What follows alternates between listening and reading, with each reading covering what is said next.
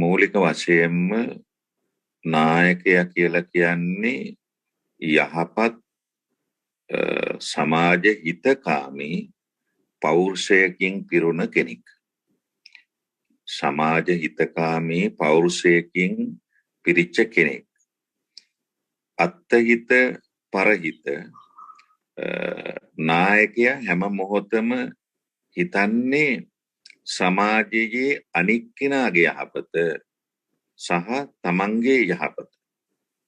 කියන්නේ විශේෂයෙන්ම පරෝපකාරය කියලා කියන්නේ. Recording in progress. ගයෝ හරි ඔබවහන්සේ කතා කරන්න බෑවුනේ. ඔව්. එතකොට ඒ පරෝපකාරය කියලා කියන එක නායකයෙකු තුල අනිවාර්යයෙන්ම තිබිය යුතු උතුම් ලක්ෂණයක්. පරෝපකාරය කියලා කියන එක නැත්තම් එයා නායකයෙක් හැටියට පිළිගන්නේ නැහැ. බුදුරජාණන් වහන්සේ නායකයෙකු හැටියට තුන්ලොවටම නායකයෙක් හැටියට බුදුරජාණන් වහන්සේගේ චින්තනය තුල තිබුණේ පරෝපකාරය. උන්වහන්සේගේ දේශනාව තමයි බුදු වෙමි අනුන්හට කරවෙමි අවබෝධ කියන එක. බුද්ධෝහං බෝධිසාම මුත්තෝහං මෝචේ පරි. බුදුරජාණන් වහන්සේගේ තිබුණ ප්‍රධාන ලක්ෂණය තමයි පරෝපකාරය. අනිකට යහපත කිරීම. අනිත් කෙනා කෙරෙහි යහපත් සිතින් බැලීම. මෛත්‍රී සිතින් බැලීම. ඉතින් අපේ ජීවිතවලට නායකයෙකු හැටියට ගන්නට පුළුවන් ලක්ෂණයක් ඒක. ඒ කියන්නේ ගෘහ නායකයෙක් වෙන්න පුළුවන්, අම්මා වෙන්න පුළුවන්, තාත්තා වෙන්න පුළුවන්, එහෙම නැත්නම් දුව වෙන්න පුළුවන්. එහෙම නැත්නම් ප්‍රාදේශීය සභා මන්ත්‍රී වෙන්න පුළුවන්. ඒ වගේ ප්‍රදේශීය නායකයෙකු නම් එයා නායකයෙක් හැටියට පිළිගැනීමේ ප්‍රධානතම ලක්ෂණය වන්නේ පරෝපකාරය. අනික පිළිබඳව හිතීම. අනිකගේ හිතසුව පිළිබඳව හිතීම. අනික පිළිබඳව හිතීම කියලා කියන වචනයටත් වඩා නිවැරදි වචනය තමයි අනිකාගේ හිතසුව පිළිබඳව සිතීම. හැබැයි මේ අනිකාගේ හිතසුව පිණිස හිතන අය අපේ සමාජෙ ගොඩක් ඉන්නවා. අනිකාගේ හිතසුව පිණිස හිතනකොට ඒ චින්තනයෙන් තමන්ට ලාභයක් වෙන, තමන්ට වාසියක් වෙන, තමන්ගේ අරමුණ සාධනය වෙන පරෝපකාරයක් නම් ඒක නායකත්ව ලක්ෂණයක් නෙවෙයි. පරෝපකාරයේ නායකත්ව ලක්ෂණයක් වුණාට ඒ පරෝපකාරය තමන්ගේ වාසිය පිණිස තමන්ගේ රාගය, ද්වේෂය, මෝහය කියන සිතිවිලි වලින් යුක්ත එක පුජ්‍යලයකට දක්වන දයාද්‍ර බවක් නම් එය නායකත්ව ලක්ෂණයක් වෙන්නේ නැහැ. පරෝපකාරය කියලා කියන එකකින් අදහස් කරන්නේ පොදු සමාජය තමන්ට කිසිදු ලාභයක් බලාපොරොත්තු නැතුව, වාසියක් බලාපොරොත්තු නැතුව හුදෙක් සමාජ හිතකාමී බව පදනම් කරගෙන මනසෙහි ඇති කරගත් පරෝපකාර චිත්තය නායකත්ව ලක්ෂණය.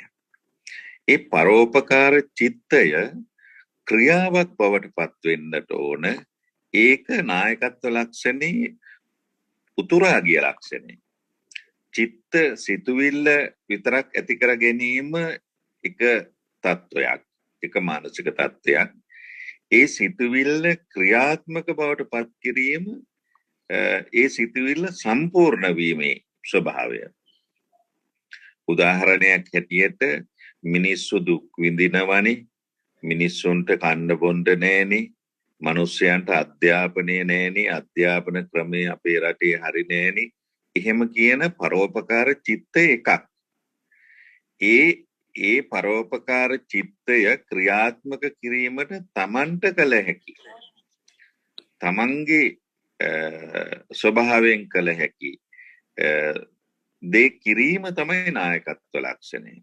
දැන් උදාහරණයක් වශයෙන් අපේ රටේ තියෙන අධ්‍යාපනය ළමයි පීඩාවට පත් කරන අධ්‍යාපනයක්නේ. එතකොට මේ පිළිබඳව නායකයා මේ පිළිබඳව හිතලා මේ අධ්‍යාපන ක්‍රම සාමාන්‍ය ජනයට යහපතක් වෙන විදිහට ජීවත් වෙන රටට යහපතක් වෙන විදිහට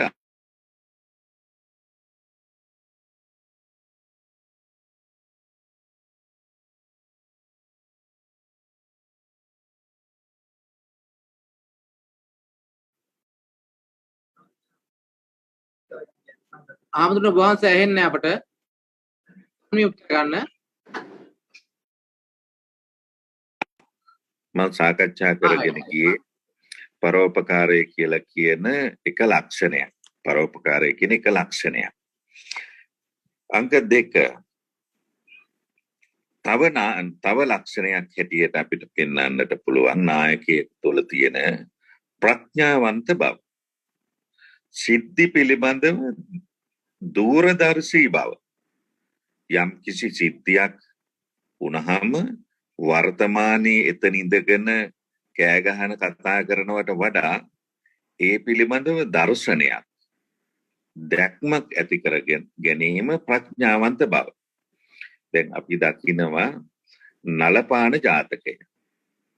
නලපාන ජාතකයේදී වඳුරන්ට ජලය බීම සඳහා පොකුණට බහින්න සිද්ධ වුණා. ජලය බීම සඳහා පොකුණට බහින්න සිද්ධ වුණා. ඒ වෙලාවේ වඳුරු රැළට පොකුණට බහින්න එකවර අවස්ථාව දුන්නේ නැහැ වඳුරු නායකයා.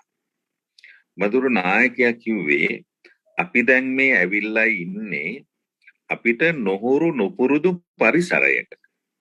ඒ නිසා කිසි කෙනෙක් වතුර තිබහ බව හැබැයි එහෙම වුණාට ජලයට බහින්න එපා. මම ඉස්සර වෙලා පොකුණට ගිහිල්ලා පොකුණ පරීක්ෂා කරලා බලලා එන්න. නායකත්ව ලක්ෂණයක්.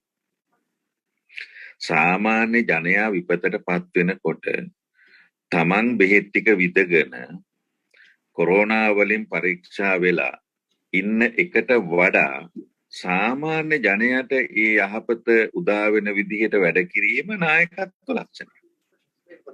තමන් බෙහෙත් ටික විදගෙන අනිත් අයට උපදෙස් දීම නායකත්ව ලක්ෂණයක් නෙවෙයි. මේ වඳුරු නායකයා පොකුණට බැහැලා සියුම්ම පරීක්ෂා කරලා බලනවා වටපිට. ඒ පොකුණේදී රකුසෙක් ඉන්නවා. මේ වඳුරු නායකයා දකිනවා ගිහිපු අඩිපාරවල් තියෙනවා. වතුර බීලා ආපු අඩිපාරවල් නැහැ. ගිහිපු අඩිපාරවල් තියෙනවා පොකුණට වතුර බොන්න. ඒ වුණාට පොකුණෙන් වතුර බීලා ගොඩට ආපු අඩිපාරවල් නැහැ. වඳුරු නායකයා කල්පනා කරනවා මෙතන මොකක් හෝ විපතක් තිබෙනවා. වතුර පිපාසය කියලා කියන එක හැබෑවක් තමයි.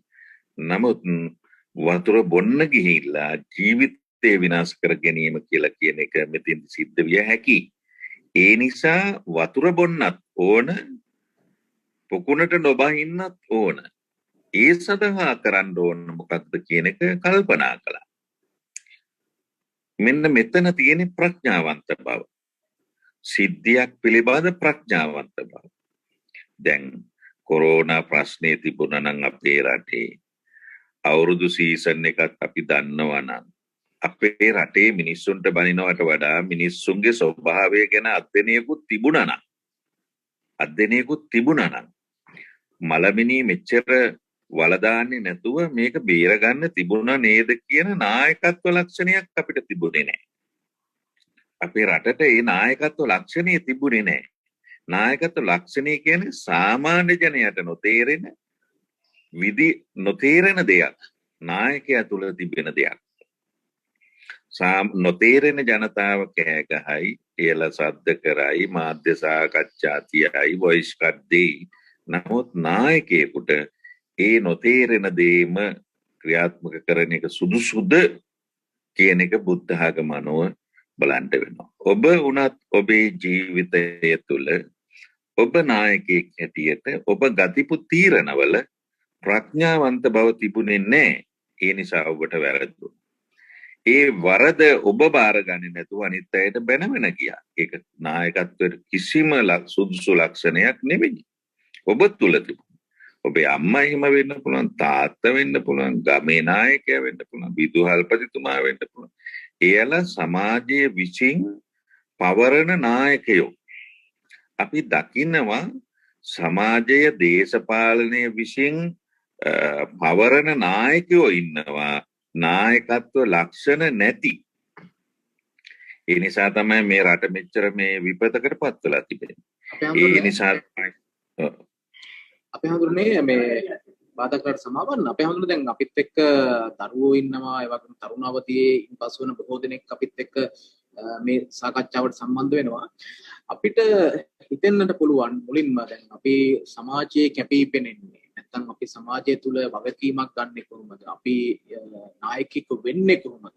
නායකයෙක් වෙන්න අපි මූලික අඩිතාලම සකස් කරගන්නේ කොහොමද? මේ කියන කාරණාව සම්බන්ධයෙන් අපේ දරුවන්ට තරුණයින්ට වැඩිහිටියන්ට ප්‍රශ්නයක් තියෙන්නට පුළුවන්. මේ ආරම්භය අපි ගන්නෙ කොහොමද? බුදුදහමත් එක්ක සම්බන්ධ කරගනිමින් වහන්සේගෙන් පිළිතුරක් බලාපොරොත්තු වෙනවා.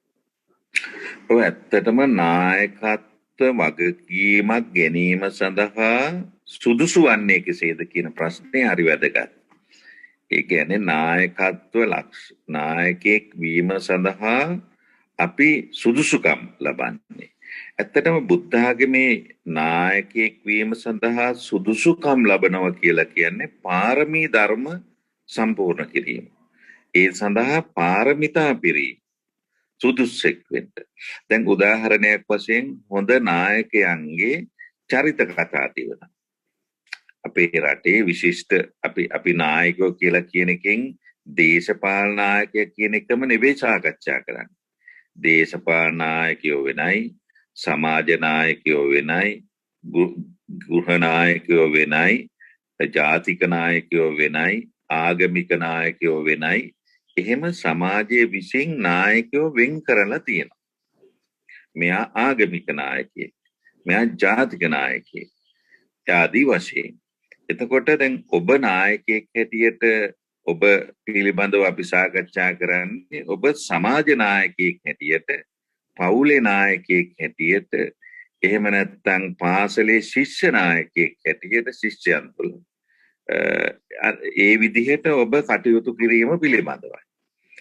එහෙම කටයුතු කරන්න ආස කරන කෙනෙක්, හොඳ ලීඩර්ෂිප් එකක් තියෙන කෙනෙක් වෙන්න අපි සුදුස්සෙක් වෙන්නේ කොහොමද කියන එක අපි සාකච්ඡා කරන්න ඕන. විශේෂයෙන්ම හොඳ නායකයන්ගේ චරිත කතා තිබෙනවා.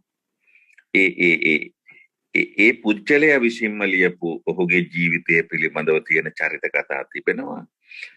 උදාහරණයක් වශයෙන් ලේඛකයෝ, භික්ෂූන් වහන්සේලා, ජාතික නායකයෝ, එහෙම නැත්නම් වෙනත් අය ඔහු පිළිබඳව ලියපු චරිත කතා තිබෙනවා. ඒ චරිත කතා කියවනකොට අපිට පේනවා යම් සිද්ධිවලදී ඒ පුද්ගලයන් ගත්ත තීරණ අන්න ඒ වගේ තැන්වල ඒවා අපේ ජීවිතයට බද්ධ කරගන්න පුළුවන්. මොකද පොතපත කියවීමෙන් වෙන්නේ අප නොදන්න කාරණා රාශියක් අපට දැනගන්න පුළුවන්, ක්ෂණිකව දැනගන්න පුළුවන්. ඒ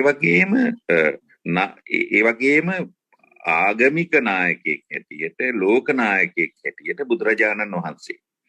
බුදුරජාණන් වහන්සේ යම් සිද්ධිවලදී ක්‍රියාත්මක වෙච්ච හැටි. දැන් උදාහරණයක් වශයෙන් අපි දකිනවා අපන්නක ජාතකයේ නායකත්ව ලක්ෂණයක් මතුවෙන එක තැනක්. අපන්නක ජාතකයේ ඒ ජාතක කතාවේ බෝධිසත්වයන්ගේ චරිතය. ඒ කියන්නේ ජාතක කතා කියලා කියන්නේ ජාතක කියන්නේ උපතනේ. ජාතකය කියන උත්පත්තියනේ. ජාතක කතා කියන්නේ බෝධිසත්වයන් වහන්සේ පාරමිතා පුරන කාලේ ඉපදිච්ච අවස්ථා ජාතක කතා කියන්නේ වෙනයි, නව කතා කියන්නේ වෙනයි, ජන කතා කියන්නේ වෙනයි, බණ කතා කියන්නේ වෙනයි. දැන් මම මේ කියන්නේ ජාතක කතාව කපන්නක ජාතක. එතකොට බෝධිසත්ව වෙලෙන්දා සාත්තු නායකයා කියලා කියන්නේ ගැල් ප්‍රවාහන ගැල් වෙළඳාමේ යෙදෙන කෙනෙක්. එයාට විරුද්ධ කෙනෙකුත් හිටියා, තවත් කෙනෙක්. තවත් වෙලෙන්දෙක් හිටියා. එතකොට වෙලෙන්දෝ දෙන්නේ බෝධිසත්ව වෙලෙන්දයි අනික් වෙලෙන්දයි. බෝධිසත්ව වෙලෙන්දා දැන් වෙළඳාමේ යන්න සූදානම්. එතකොට ඒ කාලේ වෙළඳාමේ යනකොට පාරවල් වලින් ගිහිල්ලා කැලෑවෙන් වලින් අතරින් ගිහිල්ලා කාන්තාරෙන් ගිහිල්ලා එහා නගරවලට ගිහින් බඩු විකුණන. ඉතින් බෝධිසත්වයන් වහන්සේ මේ ගමන යන්න පිටත් වෙන්න සූදානම් වෙනවා කියන ආරංචිය ලැබිලා අනික් වෙලෙන්ද කලබල වුණා. ඒ වෙලෙන්ද තීරණය කරන්නේ මම ඉස්සර වෙලා යන්න ඕනේ. එතකොට බෝධිසත්ව වෙලෙන්දට කිව්වා ඔයාට කලින් මට යන්න ඕන වෙලදාන්නේ කියලා. දැන් මේ වෙලාවේ ගැටුමක්. කලින් යන්න කෙනෙක් සූදානම් වෙනවා බෝධිසත්ව වෙලෙන්ද. ඒ වගේම අනිත් කෙනා දැන් කලබල කරනවා මමයි ඉස්සෙල්ලා යන්න ඕන කියලා. මෙන්න මේ වෙලාවේ බෝධිසත්ව වෙලෙන්ද කල්පනා කරනවා එයා ඉස්සර වෙලා ගියාම එයාට පාරවල් ටික හදාගන්න වෙනවා. ඒ වගේම එයාට දුෂ්කරතා සියල්ලටම මුහුණ දෙන්න වෙනවා. මේ ආදී වශයෙන් ඉස්සෙල්ලා යන එකේ අසුබ විපාක ටික හිතන්න යනවා. පස්සේ යන එකේ ලාභ පැත්ත හිතන්න යනවා. ඒ ඉස්සර වෙලා ගියපු ගොන්නෝ තියෙන තනකොළ ටික කාලා ඊට පස්සේ අලුතෙන් එන තනකොළ මගේ ගොන්නොන්ට කන්න පුළුවන්, මගේ ගැල්වල ඉන්න සත්තුන්ට කන්න පුළුවන්. මේ ආදී වශයෙන් දෙවෙනියා වීමේ වාසි බෝධිසත්වය කල්පනා කරනවා. මෙන්න මෙතන හෙළි වෙන්නේ හොඳ නායකත්ව ලක්ෂණය. මොකද තමන්ගේ චින්තනය මත තමන්ගේ පිරිවර 500ක් ඉන්නවා. එතකොට ගැටුමකට සූදානම් වුණා නම් ලොකු විනාශයක් සිද්ධ වෙනවා. බෝධිසත්ව ඒ වෙලාවේ දෙවෙනි යාවීමේ දර්ශනය ඇති කරගෙන දෙවෙනි යාවීමේ වාසි පිළිබඳව හිතලා සියලු දෙනාටම යහපත වෙන විදිහට කටයුතු කළා. ඉස්සෙල්ලා ගිය වෙලෙන්දෝ යක්ෂයන්ගේ බොරු වලට අහු වෙලා විනාශ වෙලා යක්ෂයන්ගේ ආහාර බවට පත් වුණා. ඒ කාරණා දැනගෙන දෙවෙනි වෙලෙන්දා මේ සියලුම ජයග්‍රහණ ලබා ගත්තා. එතකොට මෙතන තියෙන්නේ අර මුලින් කියු නායකත්ව ලක්ෂණේ ප්‍රඥාවන්ත බව. විවිධ විදිහට හිතන්න පුළුවන්කම. අපේ සමාජය තුළ අපේ මිනිස්සු දරුවෝ වැඩිහිටියෝ සාමාන්‍යයෙන් ඉගෙනගෙන තියෙන්නේ එකම විදිහට හිතන්නේ. නමුත් නායකයාගේ ලක්ෂණය තමයි විවිධ විදිහට හිතන්නේ. එක විදිහකට හිතලා බලනවා, තව විදිහකට හිතලා බලනවා, තව විදිහකට හිතලා බලනවා. දැන් කෙනෙක් අපට බැන්නොත් ඒ බැන්න කෙනාට බනිනවා කියලා කියන්නේ අමුතුවෙන් හිතන්න ඕන එකම විදිහට හිතන කෙනෙක්. තව කෙනෙක් තව විදිහකට හිතනවා. එයා බනිනකම් මං අහන් ඉන්නවා. එයා කියන වචනවල මං ඇලෙන්නේ නැහැ. එයා ඒ විදිහට වැඩ කරනවා. අනේ ඒ විදිහට විවිධ විදිහට සිද්ධි විවිධ විදිහට හිතන්න යාම නිසා තමයි නායකත්ව ලක්ෂණය සහ ප්‍රඥාව හෙළි වෙන්නේ. දැන් ඇපල් ගෙඩිය උඩ ඉඳලා බිමට වැටුනහම ඔය බිමට වැටිච්ච ඇපල් කාපු මිනිස්සු කොච්චර ඇද්ද ලෝකේ? ඒ ඇපල් කන්න ඒවට පොර කාපු අය කොච්චර ඇද්ද ලෝකේ? රණ්ඩු කරපු දේශ සීමා බෙදා ගන්න ඇපල් වලට දඟලපු කොච්චර ඇද්ද? නමුත් ඒ අය අපේ ලෝකයට ඉතුරු කරපු දෙයක් නෑ. නමුත් තව කෙනෙක් හිතනවා ඇපල් ගෙඩිය බිමට වැටෙනකොට ඇයි ගෙඩිය බිමට වැටුනේ? ඇයි මේක උඩට ගියේ නැත්තේ? ඇයි මේක නටුවෙන් ගිලිහිලා එතන නතර වුණේ නැත්තේ? ඇයි මේක උතුරට වැටුනේ නැත්තේ? ඇයි මේක දකුණට වැටුනේ නැත්තේ? ඇයි මේක නැගෙනහිරට වැටුනේ නැත්තේ? මෙයා මේ ඇපල් ගෙඩිය වැටීම පිළිබඳ විවිධ විදිහට හිතනවා. එසේ විවිධ විදිහට හිතන්න යාමේ ප්‍රතිඵලය ලැබුණේ සාමාන්‍ය ජනතාවට. මොකද්ද? ගුරුත්වාකර්ෂණය කියන ගුරුත්වයට ආකර්ෂණය වෙන ඇද ගන්න ශක්තියක් මේ පරිසරය තුල තියෙනවා කියන චින්තනය ඇති කරගත්තා. හැබැයි එහෙම හිතන්නට කලිනුත් ගෙඩි උඩ ඉඳලා බිමට තමයි වැටුනේ. මිනිස්සු දන්නවා උඩ පැන්නොත් බිම වැටේ කියලා. හැබැයි උඩ ඉඳලා බිමට වැටෙන්නේ ඇයි කියන ප්‍රශ්නෙට උත්තර තිබුණේ නැහැ. සිද්ධිය දැනගත්තට ඒකට උත්තර තිබුණේ නැහැ. නායකයෙක් වුණාම විවිධ විදියට හිතන්න. මොකද තමන්ගේ යටතේ ඉන්න නායකයා යටතේ ඉන්න පිරිවර විවිධ විදියට හිතන අය. ඒගොල්ල හිතන දේ එවලෙම ප්‍රකාශ කරන අය. ප්‍රඥාවන්ත කෙනෙක් චින්තනයක් ආපු සැනින්ම ඒවා ප්‍රකාශ කරන්න යන්නේ නැහැ. ඒවා පිළිබඳව සමාජ හිතකාමී බව, ජාතික හිතකාමී බව, ආයතන හිතකාමී බව හිතනවා. සාමාන්‍ය කෙනාට එහෙම නැහැ. ඒ වගේම තවත් අපි නායකත්ව ලක්ෂණයකට යනවා නම් නායකයෙක් තුල තිබිය යුතු අනෙක් ලක්ෂණය තමයි මෙදහත් බව. මෙදහත් බව. අනික් සියලු දෙනාටම එක හා සමානව සැලකීම. තමන් කැමති කෙනාට වැඩියෙන් සලකනවා, අකමැති කෙනාට රෞද්‍ර විදියට සලකනවා. එහෙම කරන්නේ නැහැ. සියලුම දෙනාට එක විදිහට සලකන ස්වභාවය. එතකොට අනික් අයට හිතෙන්න පටන් ගන්නවා මේ නායකයා හැම කෙනාටම සාධාරණ විදිහට තමයි හිතන්නේ. මේ නායකයා හැම කෙනාටම යහපත් විදිහට තමයි හිතන්නේ. මේ නායකයා පලිගන්න යන්නේ නැහැ. ඊර්ෂ්‍යා කරන්නේ නැහැ. ද්වේෂ සහගතව හැසිරෙන්නේ නැහැ. කියලා කියන විදිහට ජනතාව හිතන්න යනවා. ඒක නායකයාට වැදගත් ලක්ෂණයක්. නායකත්. මෙන්න මේ විදිහට අපි දකිනව දැන් පුංචි කාලේ ඉඳන්ම පාසල් යන දරුවෝ, තරුණ ළමයි විශේෂයෙන්ම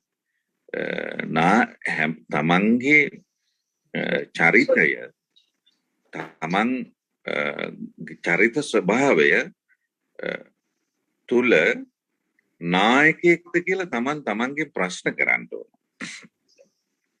තමන් කියපු හැම කතාවක් පිළිබඳවම, තමන් හිතපු හැම සිතිවිල්ලක් පිළිබඳවම, තමන් කරපු හැම ක්‍රියාවක් පිළිබඳවම තමාට විවේචනයක් තියෙනවා. තමා කරපු ක්‍රියාවන් පිළිබඳව තමාට විවේචනයක් තියෙනවා. මං ඒ මොහොතේ ක්‍රියාත්මක වුණ හැටි නිවැරදිද වැරදිද? ඒකට හේතු හොයන එක නෙවෙයි ප්‍රශ්නේ. හේතු හොයන්න ගියාම තමන්ට වාසිතාගත විදිහට හේතු හිතෙන්න පටන් ගන්නවා. ඒ නිසා තමන්ගේ චරිතයෙන් මෑත් වෙලා ඒ පිළිබඳව හොඳ විචාරකයෙක් වෙන්න ඕන. ඇත්තටම තමා තුළ තමාට හොඳ විචාරකයෙක් බවට තමන් පත් වෙන්න පුළුවන් නම් ඒකත් එක නායකත්ව ලක්ෂණයක්. ඒක බෝධිසත්ව ලක්ෂණයක් වගේම මිහිඳු මහරහතන් වහන්සේ තුළ තිබිච්ච නායකත්ව ලක්ෂණයක්. මිහිඳු මහරහතන් වහන්සේ රජතුමා හමුවන මොහොත ගන්න මේ ආරාධනා ගල මුදුනේ රජුරු හමුවන මොහොත ගන්න, ඒ මොහොතේ වෙච්ච දෙබස ගන්න. ඒ දෙබස තුල වුණත් අපිට පේන්නේ හොඳ නායකත්ව ලක්ෂණය. කෙනෙක්ගෙන් ප්‍රශ්නයක් අහලා ඒ ප්‍රශ්නෙට උත්තර දී ගන්න බැරුව එයා අසමත් කරනවට වැඩිය, අසමත් කරලා තමන් ජයග්‍රහණ ලැබනවට වඩා ඒ පුජ්‍යලයාගේ දැනුම කොතනද කියලා හඳුනගෙන ගැනීම සහ ඒ පුජ්‍යලයාට ජයග්‍රහණයක් දීම නායකත්ව ලක්ෂණයක්. නායක ඒ කියන්නේ තව විදිහෙන් කරා මිනිස්සු කපා දමනවට වඩා ඒ මිනිස්සුන්ගේ ස්වභාවය අඳුන ගැනීම නායකත්ව ලක්ෂණය. ඒ පුච්චලයන් තුළ තිබෙන්නා වූ ස්වභාවයන් වෙනස්. අපි අපේක්ෂා කරන ටාගට් එක අප අපේක්ෂා කරන විදිහටම ගන්න බැරි වෙනත් විදිවලට ඒක ගන්න පුළුවන් පුච්චලෝ ඉන්නවා. ආයතනවල, ගෙවල්වල. දැන් ගෙදරක් ගත්තාම උදාහරණයක් හැටියට ගෙදර ඉන්න දරුවෝ දෙමව්පියෝ ඒ අය වැඩ කරන විදි කතා කරන විදි වෙනස්. එක එක්කෙනාට වඩා වෙනස්. තව කෙනෙක් සමානව වෙන්න පුළුවන්. අම්මා වගේම වෙන්න පුළුවන්.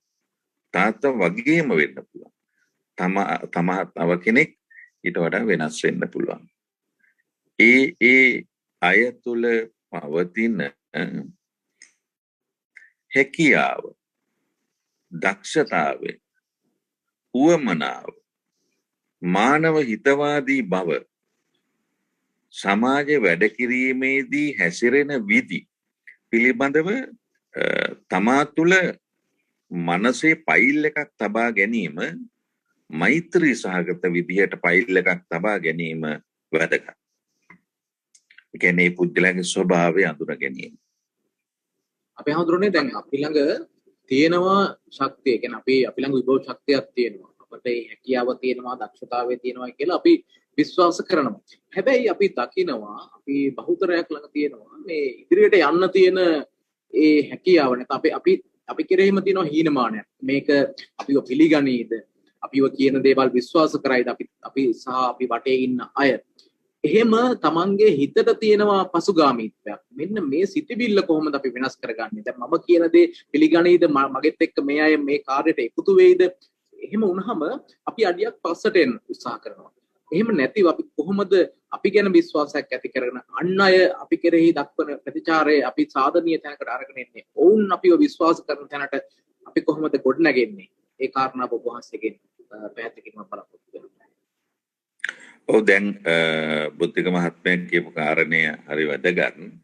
මේ සමාජයේ ඉන්න පුච්චලයෝ විවිධ මානසික ස්වභාව, විවිධ ඥාන මට්ටම්. දැන් උදාහරණයක් වශයෙන් බුදුරජාණන් වහන්සේ පුද්ගලයෙක් හිතන විදි, පුද්ගලයාගේ ඥාන මට්ටම්, ඥානයේ ස්වභාව ඥානය කොටස් තුනකට බෙදුවා. ඥානං උදපාදී, පඤ්ඤා උදපාදී, විචා උදපාදී කියලා. ඥානං උදපාදී කිව්වේ මට ඥානය පහළ වුණා කියන එක.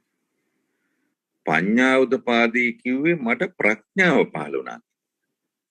විචා උදපාදී කියලා කිව්වේ මට විශේෂ ඥාන පහළ වුණා කියන එක. අතීන්ද්‍රිය ඥාන පහළ වුණා. දැන් උදාහරණයක් වශයෙන් ඥානං උදපාදී ඥානය පහළ විය, පඤ්ඤා උදපාදී ප්‍රඥාව පහළ විය කියලා කිව්වහම කෙනෙකුට හිතෙන්න පුළුවන් මේ දෙකක් මේ එකක් නේ කියලා. නමුත් මේ පිළිබඳ මෙතන කාරණා දෙකක් අපි මුලින් සඳහන් කළේ ප්‍රඥාව පිළිබඳව. ඥානය කියලා කියන්නේ අපි විශේෂ සමාජය පිළිබඳව ඇති කරගන්න ඥානය. දැන් සමාජයේ සමහර අය ඉන්නවා මානසික වශයෙන් අවගාමී චරිත. එයාලට අපි වෙනම නායකත්ව ලක්ෂණ වෙනම හුරු පුරුදු කරන්න ඕන. මොකද ඒ අයගේ ඒ මනස ක්‍රියාත්මක වෙන විදිහ තමයි හීනමානය කියලා කිව්වේ. හීනමානය, සෙය්‍යමානය, සදිශමානය කියලා කොටස් තුනක් පෙන්වනවා බුද්ධ ආගමේ. හීනමානය කියලා කියන්නේ ඇත්තටම අනිකාට වඩා තමන් පහත් කෙනෙක් කියලා තමන් හිතන්න උත්සාහ ගන්න එක. ඒක මානසික රෝගී තත්ත්වයක්. ඒ කියන්නේ අනිත් කෙනා තරම් මම දක්ෂ නෑ, එයාට තරම් මට හැකියාව නෑ, එයා කියන දේ පිළිගත්තට මම කියන දේ පිළිගන්න එකක් නෑ කියලා තමන් හිතන්න යන එක. ඒක චින්තනමය ප්‍රශ්නයක්. සිතිවිලි පිළිබඳ ප්‍රශ්නයක්. ඒ සිතිවිලි පිළිබඳව අක්‍රමිකතාවයක්. එහෙමයි ඉන්නවා. අපි එහෙම අයට සමාජයේ උදව් උපකාර කරන්න ඕන ඉදිරියට යාම සඳහා. ඒ කියන්නේ සමහර වෙන පිරිසක් ඉන්නකොට ඒ ඉස්සරහින් ඇවිදගෙන යන්න බෑ. ඒ වගේම සාමාන්‍යයෙන් සමාජේ තමන් කෙලින් යනවා නම් යන්න බෑක්ව ඇද වෙලා යනවා. ඇඹරිලා යනවා. ඒ කියන්නේ අපි ඒකට කියනවා සබකෝලේ කියලා කියනවා, හීනමානෙ කියලා කියනවා. ඒ වගේම පිරිසක් ඉන්න තැන කතා කරන්න බෑ. කතා කරන්න අපහසුයි. එහෙම නැත්නම් ගෙදරට ආගන්තුකෙක් ආවහම කාමරයට ගිහින් දොර වහගන්නවා. දොර වහගෙන ඇතුළේ ඉඳගෙන හිමින් ඇරයට ඇහෙන ශබ්ද කරනවා. ඉතින් මේව යම් යම් මානසික තත්ත්වයන්. ඒ අය විශේෂ අවශ්‍යතා ඇති අය හැටියට හඳුන්වන්නට පුළුවන්. ඒ අයට වෙනම උදව් කරන්න ඕන. සමාජානුයෝජනය කරවන්න ඕන. සමාජයට අනුයෝජනය කරවන්න ඕන. එතකොට එහෙම වීමට එක්තරා විදිහක දෙමව්පියොත් බලපාන්න පුළුවන්. දරුවට අපල තියෙනවා, දරුවට හැකියාව නැහැ කියන ගෙවල් වලින් අම්මලා තාත්තලා දාපු තෙරපීමේ මානසිකත්වයත් බලපාන්න පුළුවන්. ඒ වගේ අයට නායකයෙක් දක්වා අරගෙන යාමට පුළුවන්. ඒ සඳහා අපි උදව් කරන්න ඕන. වටපිටා උදව් කරන්න ඕන. දැන් සමහර අය ඉන්නවා යාළුවොත් එක්ක කතා කරනවා පිට කෙනෙක් ආවොතින් ඇත කතා කරන්න යන්නේ නැහැ. ඒ විදිහට. ඒක කිසියම් මානසික තත්ත්වයක්. ඒකට වෙනම සාකච්ඡාමකයකට ඖෂධ අවශ්‍ය වෙන්නේ නැහැ. සාකච්ඡා මගින් ඒ වගේ විසඳුම් තලයකට ඇති කරගන්න පුළුවන්. ඒ වගේම ඔය හීනමානයේ කොටස් දෙකක් තියෙනවා. හීනමානයේ එක අවස්ථාවක් තමයි මම ඔය කිව්වේ. එක අවස්ථාවක්. අනිත් එක තමයි හීනමානය කියලා කියන්නේ අනිකා පිළිබඳව තමන් හිතන්න යනවා තමන් එයාට වඩා පහත් කියලා. සෙය්‍යමානය කියලා කිව්වේ මහා දක්ෂයෝ. තමන්ට එච්චර දක්ෂකමක් නැතත් තමනුත් හිතන්න යනවා මට ඒ වගේ මමත් ඒ වගේ දක්ෂ කෙනෙක්. ඒකත් භයානක තත්ත්වයක්. තමන්ට බැරි දේ පුළුවන් කියලා. අර කියනවනේ බැරි දේ පුළුවන්ද දත් මිටි කෑවට කියලා. එහෙම හිතන්න යනවා. ඒ කියන්නේ තමන්ගේ සීමාව හරියට අවබෝධ කරගත්තේ නැති. සෙය්‍යමානය කියලා එකක් තිබෙනවා. මේක මේ සමාජ තත්ත්ව ධර්මයේ විස්තර කරන මේවා මේ සමාජයේ සාමාන්‍ය මිනිස්සුන්ගේ තත්ත්ව. සාමාන්‍ය ජනතාව හිතන විදි. තමන් හිතලා බලන්න ඕන තමන් හිතන්නේ මොන විදිහටද කියලා. තමන් හදාගන්න ඕන මොන ටිකද කියලා තමන් හිතන්න ඕන. ඒකට තමයි ඔය මනෝචිකිත්සකවරු උපදෙස් දෙන්නේ. මනස හදාගන්න පෞරුෂ සංවර්ධනය කරන අය උපදෙස් දෙන්නේ. ඒක අවශ්‍යයි. ඒ අයට තියෙන හැකියාවන් දක්ෂතාවයන් වෙනස්. ඇතැම් කෙනෙක් ක්‍රීඩාවට දක්ෂයි, අධ්‍යාපනයට දක්ෂ නැහැ. ඇතැම් කෙනෙක් අධ්‍යාපනයට දක්ෂයි, ක්‍රීඩාවට දක්ෂ නැහැ. ඇතැම් කෙනෙක් අධ්‍යාපනයටත් දක්ෂයි, ක්‍රීඩාවටත් දක්ෂයි. ඇතැම් කෙනෙක් අධ්‍යාපනයට දක්ෂත් නැහැ, ක්‍රීඩාවට දක්ෂත් නැහැ, වෙනත් දෙයකට දක්ෂයි. සමාජයේ ජීවත් වන හැම කෙනෙක්ම කිසියම් හැකියාවක් තියෙනවා. තමන්ගේ ඒ මානව හැකියා වර්ධනය කර ගැනීමෙන් තමයි ලීඩර්ෂිප් දක්වා යන්නේ. ඒ නායකත්ව ලක්ෂණය තියෙන පුද්ගලයෝ කියලා වෙන් කරන්න බෑ. එහෙමයි ඉන්නවා. හැබැයි වෙන් කරන්න බෑ ඕනම කෙනෙක් නායකයෙක් හැටියට ගන්න පුළුවන්. ඒ නායකත්ව ලක්ෂණවල සීමා තියෙනවා. දැන් උදාහරණයක් වශයෙන් එක පාසලක ඉගෙන ගත්ත නායකයා, ශිෂ්‍ය නායකයා ඊට වඩා වෙනත් විශාල ලොකු පාසලකට ගියාම එයා ශිෂ්‍ය නායකයා තනතුරට සුදුසු නැති කෙනෙක් වෙන්න පුළුවන්. හැබැයි එයා කලින් හිටි පාසලේ එකම නායකයා. එතකොට ඒ නායකයා වෙන්නේ ඉන්න පිරිස අනුව. පිරිසගේ බුද්ධි මට්ටම සහ එයාගේ හිතන විදි. ඒ අනුව අපි පැහැදිලි කරේ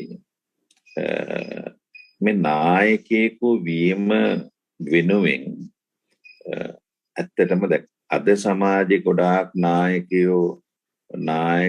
නායකයෙක් වීමෙන් වරප්‍රසාද ලබනවා. බුද්ධ ආගමේ නායකයෙකු වීම වරප්‍රසාද ලැබීමේ සුදුසුකමක් හැටියට සැලකන්නේ නැහැ. බුදුරජාණන් වහන්සේ කවදාකවත් වරප්‍රසාද ලබන්න කියන්නේ විවිධ තැන්වල ගස් මුල් වල පුංචි තැන්වල කුඹල් ගෙවල් වල විවිධ තැන්වල ඉඳලා තියෙනවා බුදුරජාණන් වහන්සේ විශාල මාලිගාවල ජේතවනාරාමයේ වැනි මාලිගාවල එහෙම ඉඳලා තියෙනවා. ඉතින් ඒ අනුව බුද්ධ ආගමේ නායකයා කියන්නේ ප්‍රඥාවේ සහ පරෝපකාරයේ උතුරා ගිය කොටස් හැටියටයි සැලකන්නේ. ඒ නායකයා වෙනුවෙන් ලොකු වරප්‍රසාදයක් නායකයා වීම නිසා වරප්‍රසාදයක් බලාපොරොත්තු වීම දකින්න නැහැ. අපි අඳුර ඔබ වහන්සේ මේ හොඳ කාරණාවක් මතු කළේ නායකත්වයට පැමිණෙන්නේ යම්කිසි වරප්‍රසාදයක් මරමුණක් ප්‍රතිලාභයක් බලාපොරොත්තු වෙන කියන කාරණාව. ඒක වර්තමානයේ අපි සාකච්ඡා කරද්දී ඒක විවිධ තලවලදී අපට දක්නට ලැබෙනවා. ඉතින් ඒකමද මේ සමාජයේ මේ විදිහට පහත වැටෙන්නට නැත්නම් මේ විදිහේ අපි සමාජය තුල එක පැත්තකින් අපි පීඩාවටපත් වෙන්න හේතුව කියන ප්‍රශ්නාර්ථය අපි ළඟ තියෙනවා. අපේ හැමදෙරුනේ දැන් මේ තරුණ පිරිස අපිත් එක්ක ඉන්නවා. ಜಾති ආගම් වර්ණ ભેදකින් තොරව අපිත් එක්ක මේ වෙලාවේ විශාල පිරිසක් සම්බන්ධ වෙනවා. දැන් නායකයෙක් වෙද්දී අපි සමාජය ගැන, ලෝකය ගැන, පුද්ගලයන් ගැන, අපි ඉන්න ශ්‍රේෂ්ඨය ගැන හිතන විදිහ කියන්නේ මේ ආකල්පය කියන එක අතිශය වැදගත් වෙනවා. අපේ හැමදෙරුම බහස් කිව්වා වගේ නායකත්වයට එද්දී මම ඇයි නායකත්වයට එන්නේ? මම ඇයි නායකයෙක් වෙන්නේ? මගේ වගකීම මොකක්ද? මම කළ යුත්තේ මොකක්ද? කියන කාරණාව අතිශය වැදගත්. එතකොට මේ මූලික සංකල්පය, මූලික අදහස, සිතිවිල්ල, ඒ ආකල්ප හරියට වැදගත් වෙනවා අපේ හාමුදුරනේ තමන්ට වගේම තමන් එක්ක වැඩ කරන පිරිසට. ඒක අවස්ථාන වශයෙන් රටක් විදිහටත්, ජාතියක් විදිහටත්, ලෝකයක් විදිහටත් අපිට ඒක වැදගත් වෙනවා. මේ කාරණාව අපි කොහොමද පහද ගන්න මේ ආකල්ප අපි මුලින් අපි හදා ගන්න ඕනේ කොහොමද නායකත්වයට යද්දී? මහත්මයා දැන් නායකයෙක් වීම කියලා කියන එකට කුලය බලපාන්නේ නැහැ, ජාතිය බලපාන්නේ නැහැ, ආගම බලපාන්නේ නැහැ. හැබැයි ඒවයිත් නායකයෝ ඉන්නවා. කුලවල නායකයෝ ඉන්නවා, ආගම්වල නායකයෝ ඉන්නවා, ජාතික නායකයෝ ඉන්නවා. එහෙම ඒවට සම්බන්ධ නායකයෝ ඉන්නවා. හැබැයි ඒ නායකයා කියලා කියන කෙනාගේ මූලිකම වෑයම මොන නායකයෙක් වුණත් පරෝපකාරය තමයි මූලිකම වෑයම. අනිකා වෙනුවෙන් ජීවිතේ කැපකිරීම, අනිකා වෙනුවෙන් තමගේ අදහස් කැපකිරීම, අනිකා වෙනුවෙන් තමගේ වචන කැපකිරීම, අනිකා වෙනුවෙන් සමාජයේ ශ්‍රමය වැය කිරීම. ඒ වැය කිරීම වෙනුවෙන් ආර්ථික වාසියක්, සමාජ වාසියක්, සමාජ තලයක් බලාපොරොත්තු වෙනවා නම් එතන තියෙන්නේ නායකත්වය නෙවෙයි. ඒ කියන්නේ අපේ සමාජය තුළ නායකත්ව ලක්ෂණ නැති නායකයෝ ඉන්නවා කියන එකයි මේ කියන්නේ. නායකත්ව ලක්ෂණ නැති නායකයෝ අපි දකිනවා. නායකත්ව ලක්ෂණ තියෙන නායකයෝ නොවුන අය ඉන්නවා අපේ සමාජයේ, අපේ ගෙවල් වල. නායකත්ව ලක්ෂණ තියෙන නායකයෝ ඉන්නවා අපේ සමාජයේ. එතකොට මේ විදිහට පුජ්‍යලයෝ අපිට වර්ග කරන්න පුළුවන්. දැන් සමහර දේශපාලන නායකයෝ, පක්ෂ නායකයෝ එහෙම කියලා කියනෝනේ. අද ලක්ෂණ වලින් තොර නායකත්වයක් තියෙන රටක් මේ ලංකාව කියන්නේ. ඒකත් අපි හරියට අවබෝධ කරගන්න ඕන. මොකද අපි දකින නායකයෝ අනුකරණය කරන්න යනවනේ අපි. එතකොට ප්‍රඥාවන්ත කෙනා තේරුම් ගන්න ඕන නායකත්ව ලක්ෂණ නැති නායක තනතුරු තියෙනවා අපේ රටේ. ඒ නායක තනතුරු නිසා සමාජය විනාශ වෙන්න. ඒ කියන්නේ අනිත් අයට නායකයා අනිත් කෙනාට පූර්වාදර්ශයක් වෙන්න එපා. ඒක නැති වෙන්න පුළුවන්.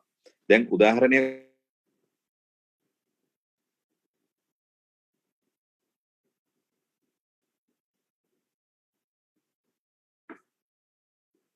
අපේ හැමදෙරු අන්මියුට් වුණා. අපි දකින්නේ සමාජ හරි අපේ හැමදෙරුනේ හරි. අපේ සමාජය තුළ තනතුරු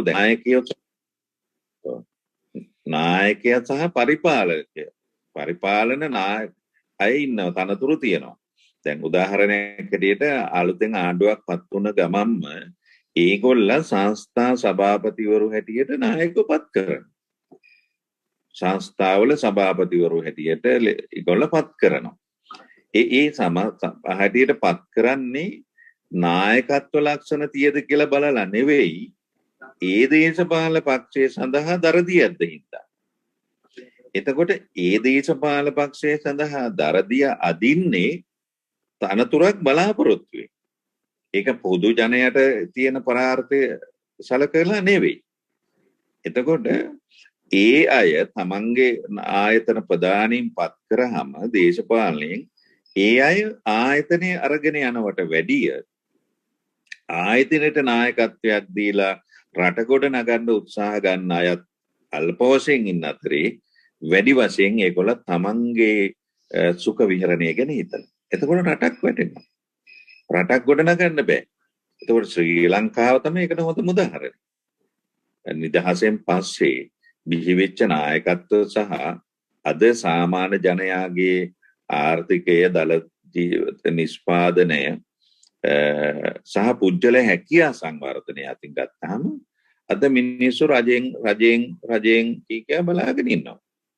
ඒ මට්ටමට පත් වෙලා හිඟන්න බවට පත් කරන්න උත්සාහ ගන්නවා. තමන් උපයාගෙන ජීවත් වෙන කියන සොයං රැකියා තත්ත්වයේ බැහැර කරලා රජයෙන් යමක් දෙනකම් බලාගෙන ඉන්න පිරිසක් බවට පත් කරලා තියෙනවා. ඒක සැලසුම් සාගතත්. ඒක ඇත්තටම අපි දකින්නේ මේ රටක ජාතියක ආගමක තිබිය නොයුතු ලක්ෂණ හැටියට. දැන් උදාහරණයක් වශයෙන් ශ්‍රී ලංකාව තුළ දැන් ආගමික සටන් ජාතික සටන් කියලා එහෙම තිබුණේ නැහැ. දැන් අපි දකිනවා මෑතක ආගමික සටන් ජාතික සටන් කියලා එකක් එනවා. දැන් ඒ තුල තියෙන්නේ කිසියම් පිරිසක් විසින් මේ කොටවන ස්වභාවය. මිනිස්සු එකතු වෙලා කොටවන ස්වභාවය. ඒක තව පිරිසකගේ වාසිය ලාභය සඳහා හේතු වෙනවා. හොඳයි අපේ හඳුරන්නේ දැන් අපි දකින කාරණාවක් සහ මේ වෙද්දී බොහෝ පිරිස අපට ප්‍රශ්න යොමු කරමින් තිබෙනවා. ඒවා ඉදිරියේදී වහන්සේගෙන් නැසීමට බලාපොරොත්තු වෙනවා. ඒ වගේම තමයි මතක් කරන්න අවශ්‍ය අපි අද දවසේ මේ සාකච්ඡාව පැයකට සීමා කරන්නේ නැහැ. අපිට වඩා කාලයක් තවත් පැය භාගයකට ආසන්න කාලයක් මේ සාකච්ඡාව ගෞරවනීය ස්වාමීන් වහන්සේ සමග සිදු කරන්නට බලාපොරොත්තු වෙනවා. මොකද ප්‍රශ්න ගොඩක් තිබෙනවා කියන අපි දන්නවා. සහ අද දවසේ විශේෂම ආගමික පැත්තෙන් බෞද්ධ ආගමික මුහුණුවරක් එක්ක මේ කරුණු කාරණා කතා කිරීම මම හිතන්නේ බොහෝ දෙනෙකුට අතිශය වැදගත් වෙනවා. නිසා බොහෝ පිරිසක් තවමත් මේ විදිහට මපත් සමගිය රැඳී සිටිනවා. අපි ඔබට මේ මොහොතේ ස්තුතිවන්ත වෙනවා. තවත් අපි පැය භාගයකට ආසන්න කාල සීමාවක් බලාපොරොත්තු වෙනවා ස්වාමීන් වහන්සේ සමග මේ සාකච්ඡාව ඉදිරි කරගෙන යන්නට. ඒ වගේම තමයි අපි ඔබට chat box එකට Google form එකක් අපි යොමු කරනවා. ඔබට පුළුවන් ඒක අපිට සම්පූර්ණ කරලා එවන්නට. ඒ පිළිබඳව අපි මතක් කරනවා. අපේ හැමදෙරුනේ අපි මේ දහමත් එක්ක සම්බන්ධ කරන මේ කරුණු කාරණා එකිනෙක ගලපන්නේ. දැන් මිහිඳු මහරහතන් වහන්සේ ලංකාවට එද්දී දේවනප්පිය රජතුමා මෝදඩේ මේදීමින් හිටියේ. ඒ කාලේ තිබුණු කල්චර් එක නැත්නම් මේ සංස්කෘතියත් එක්ක. හැබැයි උන්වහන්සේ දේවනප්පිය රජතුමන්ව හරි මගට යොමු කරනවා. උන්ට කියනවා ඔබ මේකේ අයිතිකාරයක් නෙවෙයි. ඔබ తాවකාලික බාරකාරයෙක් විතරයි කියලා. අපි දහම තුල කතා කරනවා දස රාජ ධර්මයන් ගැන. මොකද ධාර්මිකව රටක් මෙහෙවන්න ඒ යටත්වැසියන් මෙහෙවන්න සහ ඔවුන් පෝෂණය කරන්න සහ උන්ට මඟ පෙන්වන්න ඔවුන් ධාර්මික කරන්න අවශ්‍ය කරන වටපිටාව මාර්ගය ඒ තුල තිබෙනවා. අපි ළඟ තියෙනවා සියලු දැනුම, අපි ළඟ තියෙනවා ආදර්ශ ඉතිහාසයේ අපේ රජදරුවන් ඒ කරගෙන ආපු විදිය, රට දියුණු කරපු විදිය, ඒ දේවල් එක්ක බලද්දී මේක මේ දේශපාලනික කාරණාවක් නෙමෙයි. අපි කිසිසේත් මේ පිළිබඳව අපි කතා කරන්නේ. හැබැයි අපි පොදුවේ එක තැනක ඉඳලා කතා කරොත් අපේ හැමදෙරුනේ අපි දකින්න නායකින්, අපි එක්ක ඉන්න නායකින්, අපි පිළිගන්න නායකයින් මේ තැන ඉන්නවාද කියන ප්‍රශ්නය අපි ළඟ තිබෙනවා. අපටත් නැගෙන ප්‍රශ්නයක්. ඇයි එහෙනම් මෙච්චර දහමක් මෙච්චර දර්ශනයක් තියෙද්දි උතුම් නිර්මල දහම ලැබුණු දවසද පොසොන් පුරපසළොස්වක පොහොය දවස් අපි සමරනවා විවිධ විදිහට නායකින් එකතු වෙලා සමරනවා බෞද්ධ නායකින් අපි භික්ෂුන් වහන්සේලා අපි හැමෝම එක තැනකට එකතු වෙලා මේක සමරනවා හැබැයි අපි මේ සමරීමේ අර්ථය අපි එකතු කරගන්නේ නැහැ අපි මේක නිකන් සංස්කෘතික ලක්ෂණයකට විතර හැබැයි අපි හරය අපි ජීවිතේට අරගෙන නැහැ අපේ හැමෝම මෙන්න මේක අපි පැහැදිලි කර ගැනීම වටිනවා අපට ඇයි මෙහෙම වෙලා තියෙන්නේ අපේ හැමෝම ඔව් ඇත්තටම ඒක අපේ නායකත්ව ලක්ෂණයේම තියෙන ඍණාත්මක පැත්තක් උදාහරණයක් හැටියට දැන් මිහිඳු මහරහතන් වහන්සේ ශ්‍රී ලංකාවට වඩිනකොට දේවානම්පියතිස්ස රජුරුව මුවා පසුපස ලුහුබැඳ කියලා අපි කිව්වට ඊට පස්සේ කවදාකවත් දේවානම්පියතිස්ස රජුරුව මුවදඩේමේ ගිහිල්ලා නැහැ. ඊට පස්සේ ඒ ක්‍රියාවලට ගියේ නැහැ. එතකොට ඇයි එහෙම වුනේ? එහෙම වීම සඳහා බලපෑවේ මිහිඳු මහරහතන් වහන්සේගේ නායකත්වය. ඒ කියන්නේ මිහිඳු මහරහතන් වහන්සේගේ නායකත්වයේ තුල පුජ්‍යල චර්යා වෙනස් කරලා සමාජ හිතකාමී පෞරුෂයකින් පිරි පුජ්‍යලයන් නිර්මාණය කිරීමේ හැකියාවක් තිබිලා තිබෙනවා. ඒක විතාම වැදගත්. අද තියෙන දේශපාලන නායකත්වවල පුජ්‍යල විසමාචාර චර්යාවලින් පිරි පුජ්‍යලයෝ එතනම තියාගෙන තම දේශපාලන පක්ෂයට තමන් දේශපාලන නායකත්වයට යම් කිසි වාසි ලබා ගැනීමට උත්සාහ කරන විනා ඒ පුජ්‍යලයා එතනින් චර්යාමය වශයෙන් යහපත් මිනිස්සු බවට පත් කරපු තත්ත්ව දකින්න නැහැ.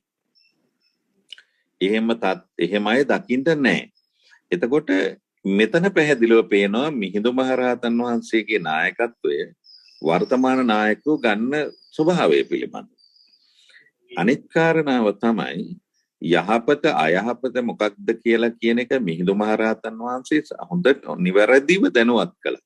ඒ දැනුවත් කළා කියන එකේදී අපි අහගන්න ඕන සංනිවේදකයා ශ්‍රාවකයාගේ සිත් ගැනීමේ දක්ෂතා ඇති කරගන්න ඕන. ඒක වෙනම හැකියාවක්. ඒ උන්වහන්සේ තුළ තිබිච්ච ඒ හැකියාව භාවිත කළා. චර්යාමය වශයෙන් වෙනස් භාවයට පත් කරගන්න. අද අපේ නායකයන්ට ඒ தত্ত্বය කරන්න බැරි වෙලා තියෙනවා. ඒගොල්ල අනුගමනය කරේ නැහැ. මිහිඳු මහරහතන් වහන්සේ ලංකාවට වැඩම කළාට ඒ ලංකාවට වැඩම කරලා පුජ්‍යලිකව මිහිඳු මහරහතන් වහන්සේගේ අවශ්‍යතා ඉෂ්ට කරගත්ත කෙනෙක් නෙවෙයි. උන්වහන්සේට තිබුණේ පොදු න්‍යාය පත්‍රයක්. ඒ න්‍යාය පත්‍රය උන්වහන්සේ ක්‍රියාත්මක කරේ පුජ්‍යල බද්ධභාවයෙන් තොරව. අද නායකයෝ තමන්ගේ නායකත්වය පෙන්වන්නේ තමන්ගේ පුජ්‍යලික වාසිය පිණිස, පුජ්‍යලික ලාභය පිණිස, පුජ්‍යලික අවශ්‍යතා ජයග්‍රහණය පිණිස, තමන්ට කරවුර දරදී ඇද්ද මිනිස්සුන්ට අවස්ථා දීම සඳහා. එතකොට නායකත්වය පිරිහෙනවා. දැන් 69 ලක්ෂයේ නායකත්වය අද වෙනකොට වෙච්ච තත්ත්වය මොකක්ද කියලා කියන එක හිතනවා නම් එසේ වීමට හේතු මොනවද කියලා හොයලා බලනවා නම් පුජ්‍යල ප්‍රහාරයකින් තොරව මැදහත්ව හොඳටම පැහැදිලි. මොකක්ද මේ වෙන්නේ කියන්නේ. ඒ කියන්නේ නායකත්ව අපේක්ෂා කරන අය තමන්ගේ හතුරගෙන් උනත් තමන්ට බලාපොරොත්තු වෙන්නේ නැහැ විපතක්. මොකද ප්‍රඥාවන්ත බුද්ධිමත් නායකයෝ එහෙමයි. මිහිඳු මහරහතන් වහන්සේ ඔබ මෙහි අයිතිකාරයා නෙවෙයි බාරකාරයය කියලා කිව්වට අපේ ආණ්ඩුව එහෙම කරනවද? අවුරුදු 5කට බලය අරගෙන අවුරුදු 99ට විකුණනවා. එතකොට කොහොමද මේකේ බාරකාරයා කියලා කියන කාරණය පිළිගත්ත වෙන්නේ? කොහොමද? කියන්නේ ධර්මයේ කියපු කාරණා වලට වඳින සමාජයක්. ධර්මයේ කියපු කාරණා පිළි නොපදින සමාජයක්. කියපු කරුණට වඳිනවා මිසක ඒ කියපු කරුණ තමන්ගේ ජීවිතයේ නායකත්ව ලක්ෂණයට ආභරණයක් කරගත්තේ නැහැ.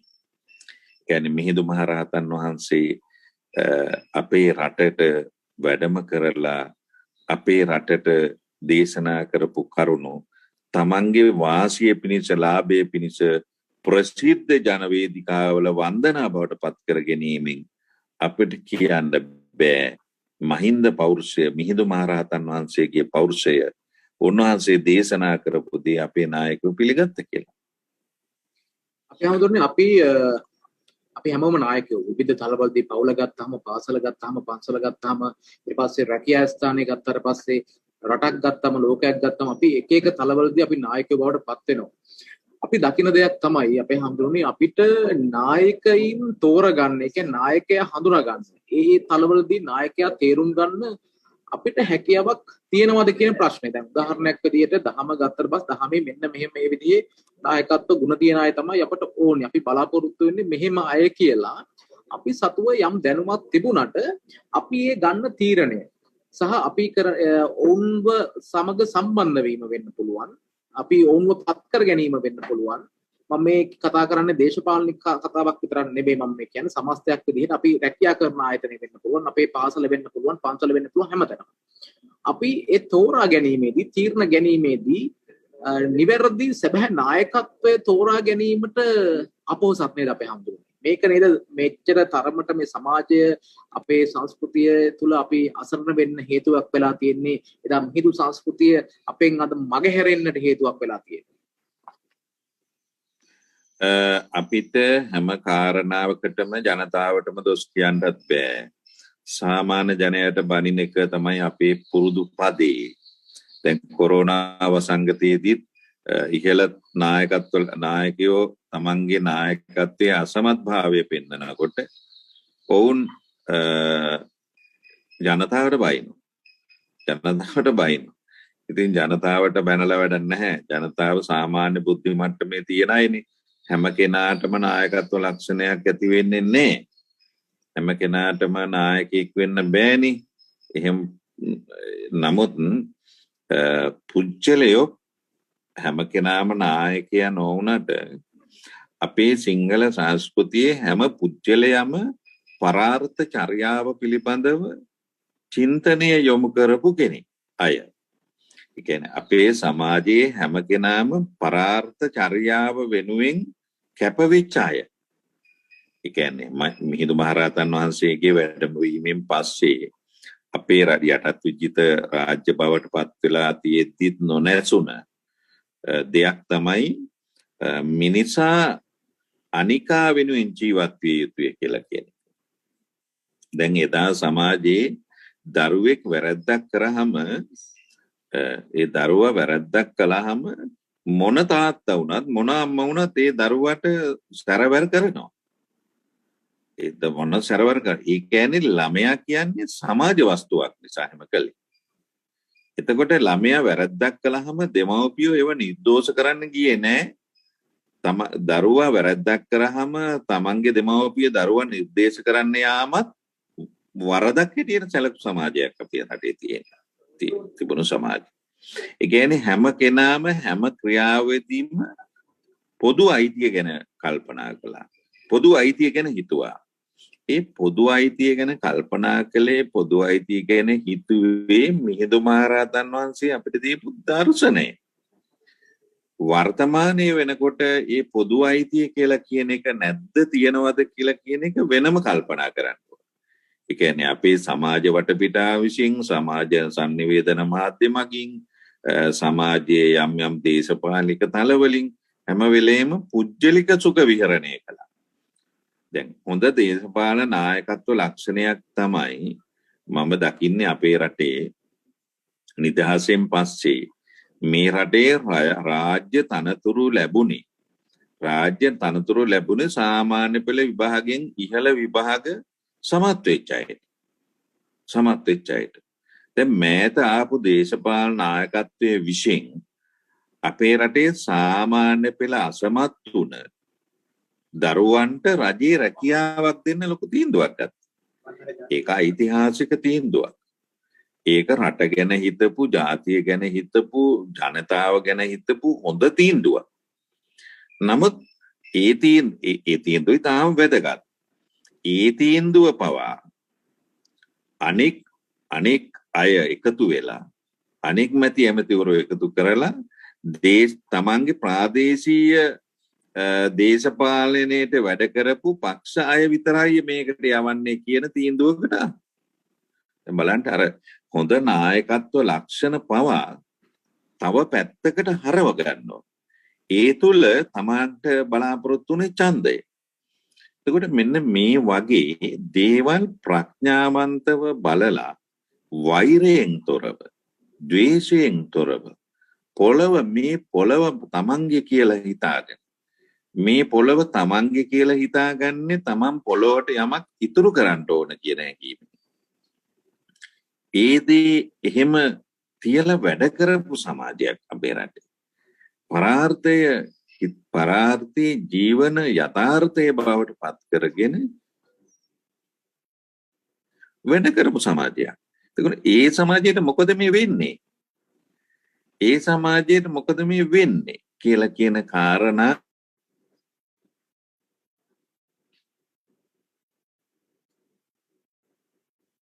ඕන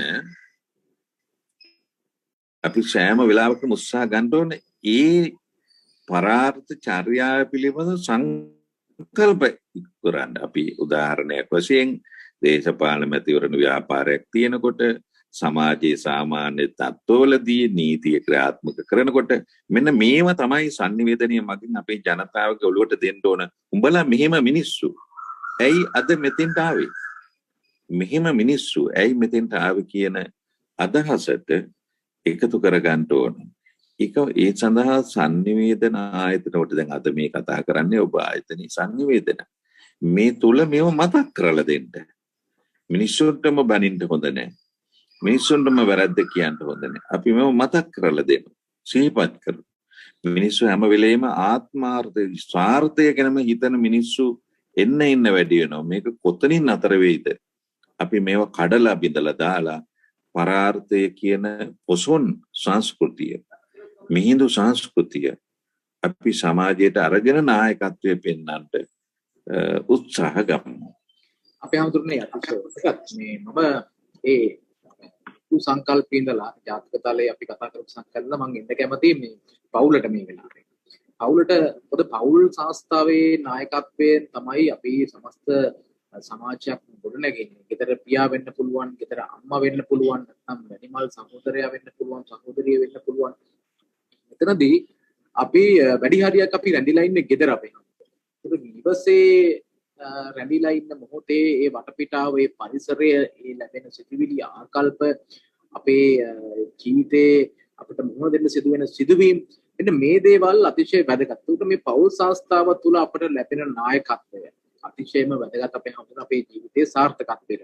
ඒකට තාත්තා කෙනෙක් වුණාම, එක පැත්තකින් අම්මා කෙනෙක් වුණාම කොහොමද තමන්ගේ දරුවන්ට නැත්නම් තමන් එක්ක ඉන්න පවුලේ සමාජිකයන්ට ඒ නායකත්වය ලබා දෙන්න ඕනේ. සහ පවුල තුල සාර්ථකත්වයේ කෙරෙහි කොහොමද ඒ නායකත්වය අපට වැදගත් වෙන්නේ කියන කාරණාව මේ මොකද කොහොම කෙටියෙන් අපේ හැමෝටම බලාපොරොත්තු වෙනවා. මොකද බොහෝ දෙනෙක් මේ පවුලේ නායකත්වය ගැන අපෙන් ඉල්ලීම් කරලා තිබුණා. වහන්සේගෙන් ධාර්මික පිළිතුරක් දහම තුල කරන පැහැදිලි කිරීමක්. ඒ නිසා බොහොම කෙටි පිළිතුරක් ලබා බලාපොරොත්තු වෙන අපේ හැමෝටම ඒ වගේම තමයි අපිත් එක්ක එකතු වෙලා ඉන්න අපේ ආදරණීය සහෝදර සහෝදරියන් ආදරණීය අම්මලා තාත්තලා හැමෝගෙම ඉල්ලා සිටින ඔබේ කැමරාව මේ වෙලාවේ ඔන් කරන්න කියලා. ඔබේ මොබයිල් ෆෝන් එක වෙන්න පුළුවන්. ඒ වගේම තමයි ලැප්ටොප් එක වෙන්න පුළුවන්.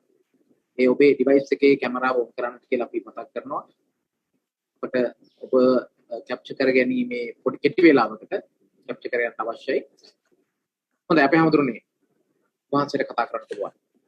ඔව් ඇත්තටම දේශපාලන නායකත්ව පිළිබඳව කතා කරනවට වඩා මම ඇත්තටම ආස කරන්නේ මේ පවුලේ නායකත්වයේ ගෘහ නායකත්වයේ පිළිබඳව සාකච්ඡා කරන්න. මම පුංචිලිකව ඒ කාරණයට කැමතියි.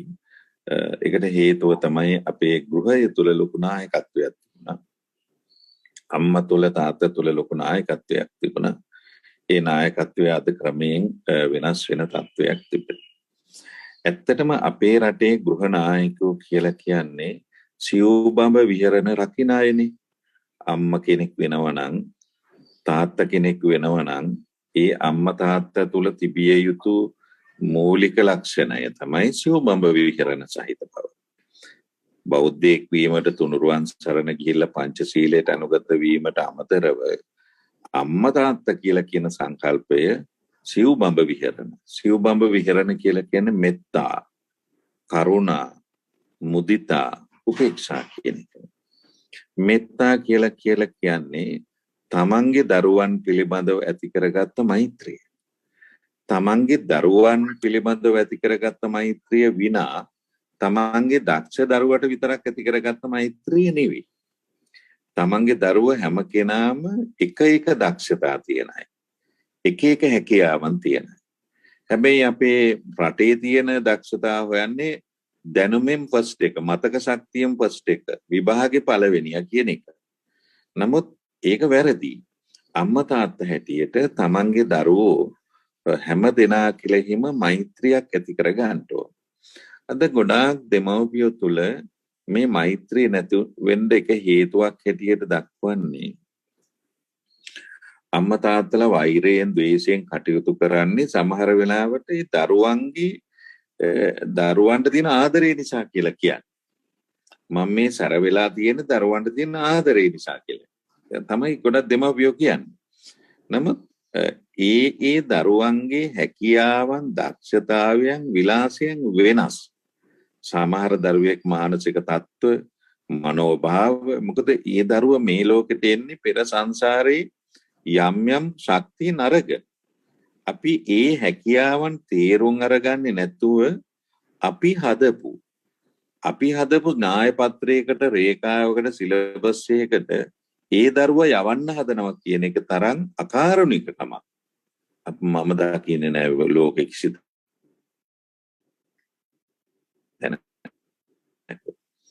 දරුවගේ දක්ෂතාවය අඳුනගන්න දරුවා තුලින් සාධනය කරගන්න යාම අද පෞල් සංස්ථාව තුළ දෙමව්පිය නායකත්වයේ ගිලිහෙන ප්‍රධාන තැන. දෙමව්පියන්ගේ පැත්තේ මම මේ කතා කරන්නේ, දරුවන්ගේ පැත්තෙන් ඊගාවට කතා කරන්න පුළුවන්. ඒ වගේම කරුණාව කියලා කියන්නේ දරුවයි දුක වෙහෙස. දැන් අද මේ අධ්‍යාපන ශිල්ප තරගයක් හින්දා දරුවන්ට හුස්ම ගන්නවත් වෙලාවක් නැහැ. සෙල්ලමක් කරන්න, ක්‍රීඩාවක් කරන්න මේ පුංචි දරුවන්ට දියවැඩියාව. ශාරීරික ක්‍රියාව ශරීරය පොළවන්නේ නැති දරුවෝ ඉන්නවා. කොම්පියුටරේ ගාවට වෙන දවසක වෙන දරුවෝ ඉන්නවා. එතකොට දවසේ ටයිම් ටේබල් එකක් ඇතුව වැඩ කරන්න ඉගෙනගත්ත පුරෝණ ප්‍රධාන නායකයනේ බුදුරජාණන් වහන්සේ. උන්වහන්සේගේ ගෝලියෝ හැටියට අපි ටයිම් ටේබල් එකට වැඩ කරන්න ළමයාට ක්‍රීඩා කෞශල්‍යයන් සඳහා අවස්ථා දෙන්න ඕන. තරුණ දරුවන් ඉන්නවා. ඒ වගේම පොඩි දරුවන් ඉන්නවා. මුදිතාව කියලා කියන්නේ විශේෂයෙන්ම අනිකාගේ සැපතේදී තමන් ඒකට එරෙහි නොවීම. අනිකාගේ සැපතේදී තමන් ඒකට ඊර්ෂ්‍යා නොකිරීම, වෛර නොකිරීම. ඒ ලක්ෂණය අද දෙමව්පියෝ දරුවෝ කී දෙනෙක්ගේද තියෙන්නේ කියලා ඔබම හිතලා බලන්න ඕන. කෙනෙකුට තනතුරක් ලැබෙනකොට, කෙනෙකුට ඉහළ ප්‍රතිඵලයක් ලැබෙනකොට, කෙනෙකුට හොඳ කියනකොට, අනිකාගේ යහපත කියනකොට මනස අවුල් වෙන්නේ නැතුව කටයුතු කරන අය ඔබ කෙනෙක් වීම තමයි ඔබේ මුදිතා ලක්ෂණය. මුදිතා ගුණය ලක්ෂණය නෙවෙයි, මුදිතා ගුණය. ඒක සමාජ ජීවිතයකදී, නායකත්වයකදී, ගෘහ පරිසරය තුල තියෙන්න ඕන ලක්ෂණයක්. උපේක්ෂාව කියලා කියන්නේ ඒ අයගේ හැකියා තුලින් ඒ අය හඳුන ගන්න එක. අපේ සමාජයේ ගොඩක් අය වෙන කෙනෙක්ගේ හැකියා තුලින් තව කෙනෙක් හඳුන ගන්න උත්සාහ කරන එක තමයි කරන්නේ. අරයා වගේ නෙවෙයි මෙයා. එයා දක්ෂයි, මෙයා නෑ. එහෙම තමයි එක එක්කෙනා එක එක විදිහේ හැකියා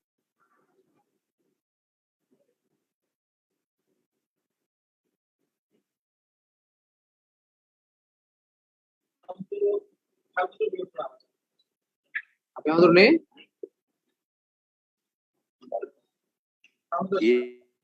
පුද්ගලන්ගේ හැකියාව.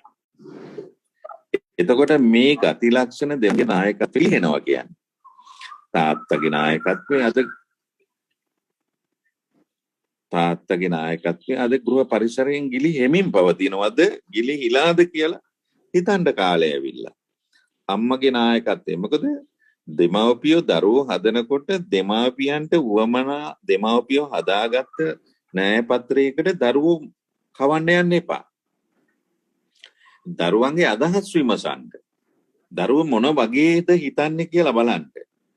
තමන් හැමතිස්සේ උපදෙස් දෙන්න යන්න එපා. දැන් අද සමාජයේ දෙමව්පිය හැමතිස්සේ උපදෙස් දෙනවා. උපදෙස් දෙනවට වඩා දෙමව්පියන්ගේ කාර්යය සවන් දීම. සවන් දීම තුළින් තමයි අනිකා කවුද කොහොමද හිතන්නේ කියලා අඳුන ගන්න පුළුවන්. ඒ හැකියාව තියෙන්නේ. ඒ නිසා මේ දෙමව්පිය නායකත්වයේ පිළිබඳව අපිට ගොඩක් කතා කරන්න තියෙනවා.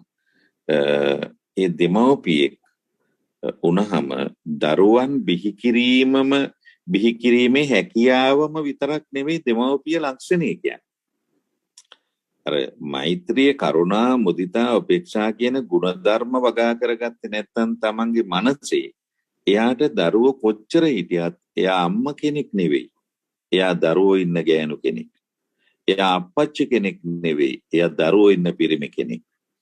මෙත්තා, කරුණා, මුදිතා, උපේක්ෂා කියන ගුණධර්ම මනසේ වගා කරගන්න අපි හුරු කරන්නේ දරුවෙක් වැඩි වියටපත් වුණ දවසේ ඉඳලා. ගෘහනායකත්වයට මෙන්න මේ ආධ්‍යාත්මික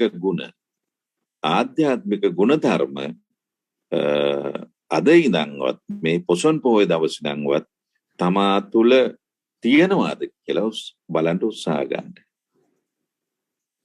අපේ හඳුන්නේ අපි අවසාන අදිරට පිළිලා තියෙන සාකච්ඡාවේ තව 10ක් පමණ තියෙනවා අපිට.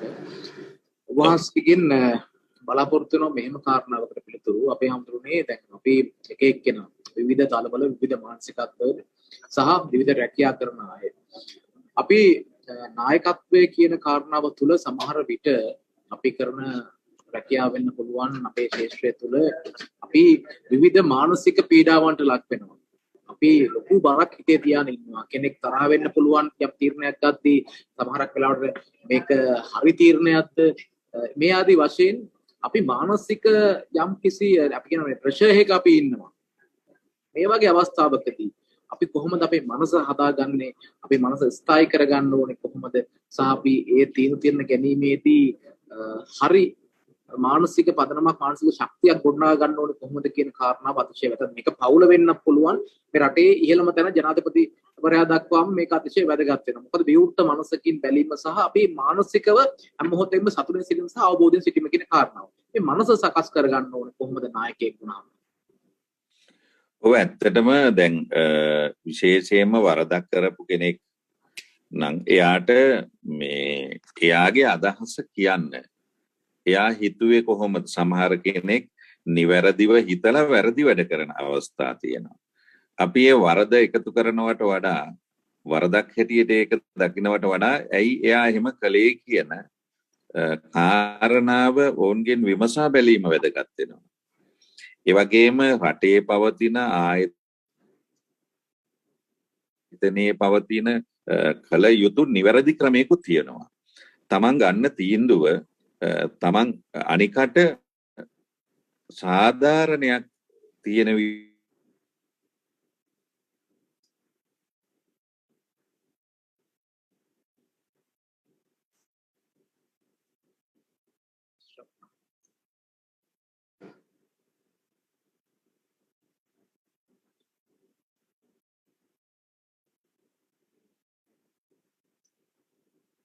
බිඳුවක් ගැනීමේදී වෛරයෙන් තොරව ඒ තීන්දුව ගන්න ඕන. ද්වේෂයෙන් තීන්දුව ගන්න ඕන. ඒ කියන්නේ ගත යුතු තීන්දුව ගන්න ඕන. හැබැයි ඒ ගත යුතු තීන්දුවට තමන්ගේ මනසේ වෛරය, රාගය, ද්වේෂය, මෝහය කියන කරුණු ඉතුරු කරන්න එපා. දැන් උදාහරණයක් වශයෙන් කියනවා දරුවන්ට ගහන්න කියලා කියනවා. වරදක් කරාම ගහන්න ඕන. හැබැයි වෛරයෙන් ගහන්න එපා. ද්වේෂයෙන් ගහන්න එපා. දැන් දරුවා හදා ගැනීමේ අදහසින් දඩුවම් කළාට තමන්ගේ දඩුවම කරන්නේ ද්වේෂයෙන් නම් තරහින් නම් ඒ දඩුවම හරියන්නේ නැහැ. ඒ දඩුවම හරියන්නේ නැහැ. තමන්ගේ මානසිකත්වයේ එකතු වෙන අකුසලය කියන එක සමාජ ක්‍රියාවට බලපාන. තමන් ගත යුතු තීන්දුව නිවැරදිව ගන්න ඕනේ. ගත යුතු තීන්දුව නිවැරදිව ගන්න ඕන. ඒ තීන්දුවත් පළමුව දෙවනුව තුන්වෙනුව ආදී වශයෙන් අවස්ථා තුනක් හිතන්න පුළුවන්. හිතලා තීන්දුව ගන්න ඕන. හැබැයි රාගයෙන් තොර වෙන්න ඕන, ද්වේෂයෙන් තොර වෙන්න ඕන, මෝහයෙන් තොර වෙන්න ඕන, වෛරයෙන් තොර වෙන්න ඕන. තීන්දුවක් හැටියට ගන්න. දැන් උදාහරණයක් හැටියට අධිකරණයෙන් තීන්දුවක් දෙනකොට ඒ අධිකරණ විනිසුරුතුමාට ඒ තීන්දුව පිළිබඳව තෘප්තියක් ලබන්න, අතෘප්තියක් ලබන්න, මානසික වශයෙන් යමක් ලබන්න තහනම්. එහෙම ලබලා දුන්නොත් ඒක අකුසලයක් වෙනවා. නඩු තීන්දුව නිවැරදි වුණාට නඩුකාරයා ඒ තීන්දුවේදී ඇති කරගත්ත මානසික තත්ත්වය ඕට අකුසලයක් වෙනවා. එතකොට රජයෙන් පඩිත් අරගෙන තීන්දුවකුත් දීලා අපායට යනවා. මේ වගේ කාරණා තියෙනවා. එතකොට තමන්ගේ මානසික මැදහත් බව වැදගත්. දෙමව්පිය වුණත් එහෙමයි, පාසල් ගුරුවරු වුණත් එහෙමයි. ගොඩාක් දෙමව්පියෝ තමන්ගේ දරුවෝ පිළිබඳව ආකල්ප ඇති කරගෙන තියෙනවා. මූ හොඳයි මූ නරකයි. ගොඩාක් ගුරුවරු ආකල්ප ඇති කරගෙන තියෙනවා. මූ හොඳයි මූ නරකයි. ගොඩාක් පොලිසිය වල නිලධාරීන් සාමාන්‍ය ජනයා පිළිබඳව තීන්දුවක් ඇති කරනවා. මූ හොඳයි මූ නරකයි. එතකොට පොලිස් නිලධාරියා, මෝඩ පොලිස් නිලධාරියත්, මෝඩ ගුරුවරයාත්, මෝඩ අම්මා තාත්තත් අතරේ ලොකු වෙනසක් නැහැ. ක්‍රියාදාමයේ වෙනසක් නැහැ. භෞතික සමාජයට වඩා ආධ්‍යාත්මික ක්‍රියාදාමයේ වැදගත් කොට සැලකීමක් තමයි පොසොන් සංස්කෘතිය තුළ අපේ සිංහල සංස්කෘතියට උරුම කළේ. ඒ උරුමය අතහැරලා වැඩ කටයුතු කරන්න ගියාම වරදිනව තමයි. වැරදි සිද්ධ වෙනව නෙවෙයි, වැරදි කරනවා. වරදක් වීම කියන්නේ එකක්, වැරදි කිරීම කියන්නේ තව එකක්. වැරදි වීමත් කිරීමත් දෙක සමාජයට දැනෙන්නේ එක විදිහට වුණාට පුච්චලයට දැනෙන්නේ එක විදිහකට. පුච්චලයට දැනෙන විදිහට තමයි එයාට දඬුවමක් දෙනවා නම් හිතන්නට ඕනේ කියන එක තමයි බුද්ධ ආගමේ උගන්වන්නේ.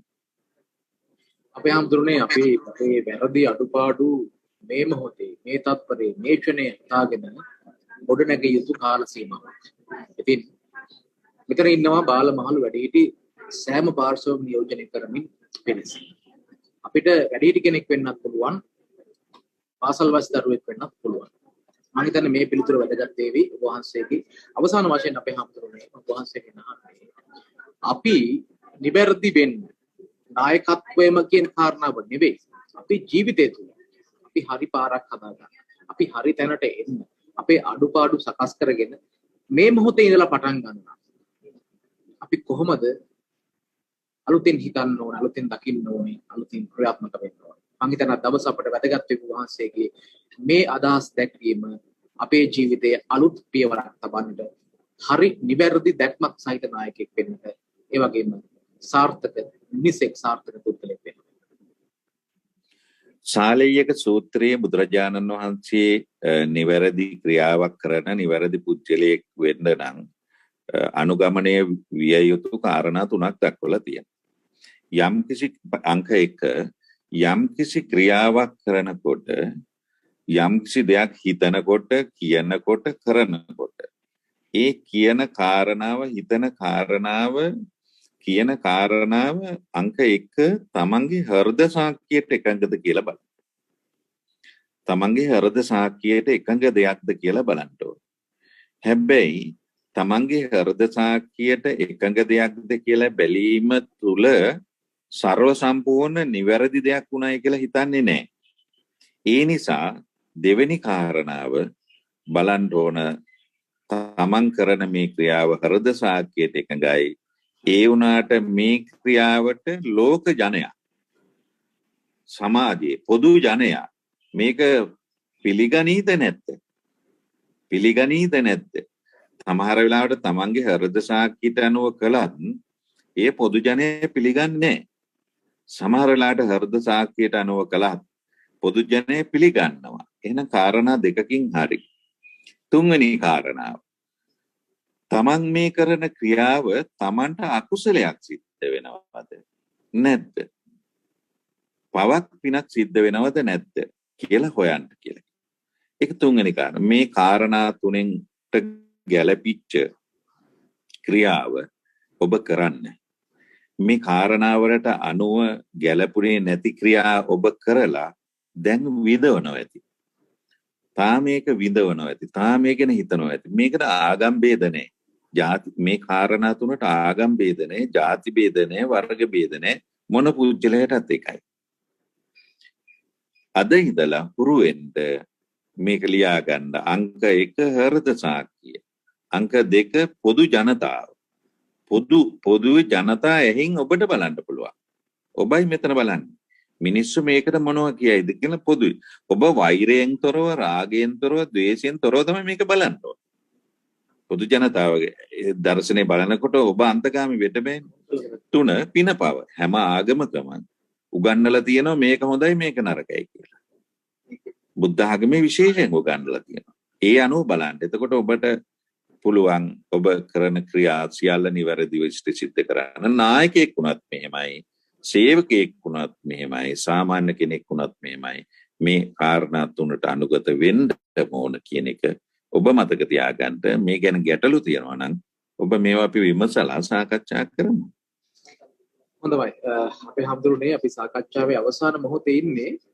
කාල වේලාව දැන් හරි වැඩසටහන අවසන් කරන්න. ඊට ප්‍රථමයේ අපි අපිත් එක්ක සම්බන්ධ වුණු සියලු දෙනාම අපට රූපගත කිරීමේ අවශ්‍යතාවයක් තිබෙනවා. මීට පෙරත් ඔබට මේ අත්දැකීම ඇති වීපෝස් නායකත්ව වැඩමුළුවට Zoom ඔස්සේ සම්බන්ධ වෙච්ච අයට නැවත වතාවක් ඉතාමත් ගෞරවයෙන් ඔබෙන් ඉල්ලා සිටිනවා ඔබේ කැමරාව ඔන් කරන්නට කියලා පොඩි වෙලාවක්.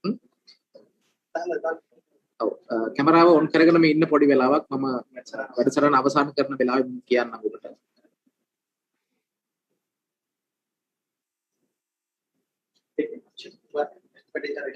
හොඳයි. අපේ හැමදෙරුනේ ප්‍රශ්න ගොඩක් එනවා. ඒ අතර මේ වහන්සේ මම දන්නවා දවසේ අතිශය කාර්යබහුල අපේ හැමදෙරුනේ බොහෝ දවසක් නිසා වෙන්න. ඉතින් යලිත් වතාවක් මේ තව එක ප්‍රශ්නයක් තියෙන අපේ හැමදෙරුනේ මේ ප්‍රශ්න අපි එකින් එක වෙනම කතා කරන්නත් පුළුවන් මහත්තයා. හොඳයි අපේ හැමදෙරුනේ. අපේ හැමදෙරුනේ මේ ඉවසීම කියන කාරණාව නායකයෙකුට අතිශය වැදගත්. අපි වහන්සේගේ සාකච්ඡාවේ මුලින් මේ කාරණා සුළු වශයෙන් කතා වුණා. නමුත් මේ ඉවසීම කියන කාරණාව නායකයෙක් වුණාම ඔහුගේ ජීවිත රටාව මොකද චෝදනා එන්න පුළුවන්, යෝජනා එන්න පුළුවන්, ඒ වගේම තමයි අපිට නොසන්සුන් වෙන අවස්ථා එන්න පුළුවන්, තීන්දුව ගැනීමේදී එක්කෙනෙක් කැමති වෙන්න පුළුවන්, තවත් කෙනෙක් අකමැති වෙන්න පුළුවන්. මේ වගේ ප්‍රශ්නයකදී අපිට මේ ඉවසන්න සිද්ධ වෙනවා. අඩියක් පස්සට තියන්න සිද්ධ වෙනවා. දැන් ඉවසීම නොමැති තැනදී ගොඩක් ප්‍රශ්න වලට අපි මුහුණ දෙනවා. මේ ඉවසීම කියන එක අපි කොහොමද හදා ගන්න ඕනේ කෙනෙක් නායකයෙක් වුණාම? මේක අපේ පෞද්ගලික ජීවිතේටත් වැදගත් නේ. තේරුම් මේ නායකත්ව ලක්ෂණම ගැන කතා කරාට මේ හැමෝම වහන්සේ වගේ නායකයෝ නෙමෙයි. හැබැයි එක් තැනකදී අපට සිද්ධ වෙනවා නායකත්වයේ ගන්න ජීවිතයේ විවිධ අවස්ථාවලදී. මේ ඉවසීම කියන කාරණාව අපට අතිශය වැදගත් අපේ හැමෝටම. කොහොමද අපි ඉවසීම කියන එක හදා ගන්න ඕනේ මේ ජීවිතේ සාර්ථකත්වයට? ඔව්, ඉවසීම කියලා කියන වචනයට අර්ථ දෙකක් තියෙනවා. එක පිළිගැනීම, දෙක ප්‍රතික්ෂේප කිරීම. දැන් උදාහරණයක් වශයෙන් යමෙක් අපට යම්කිසි චෝදනාවක් කරනවා නම් ඇත්තටම ඒ චෝදනාව කරන එකේ අවංකව බැලුවම ඇත්තකුත් තියෙනම් වරදක් තියෙනවා නම් අපි ඒ චෝදනාව පිළිගැනීම එක්තරා විදිහක ඉවසීමක්. අපි අහගෙන ඉන්නවා ඒක ඇත්ත තමයි, ඔයා කියන එක ඇත්ත තමයි කියලා. හැබැයි කියන්නේ විරුද්ධකාරයෙක්. හැබැයි කියන්නේ තරහට. ඒක පැහැදිලිව වෙනවා තරහින්ය කියන්නේ කියලා. එහෙම වුණත් තමා තුළ ඒ වරද තියෙනවනේ කියන සිතුවිල්ල හිතලා අවංකව අපි ඒක පිළිගන්න ඕනේ. අවංකව අපි ඒක පිළිගන්න ඕනේ. ඒකට කියන්නේ ඉවසීම කියලා. ඒ වගේම ඉවසීම කියන වචනයට ප්‍රතික්ෂේප කිරීම කියලා තියෙනවා. කෙනෙක් අපිට බැන අඬ ගන්නවා. නමුත් දොස් කියනවා. අපිට පැහැදිලිවම පේනවා මේ තරහ කෙනෙක් තමයි දොස් කියන්නේ කියලා. අපිට හානි කරන්න තමයි දොස් කියන්නේ කියලා පේනවා. අපි ඒක ප්‍රතික්ෂේප කරනවා. ඔයා කියන එක මම පිළිගන්නේ නැහැ. හැබැයි ඒ ප්‍රතික්ෂේප කිරීම වාචිකව ප්‍රතික්ෂේප කරන්න යන්න ඕනේ.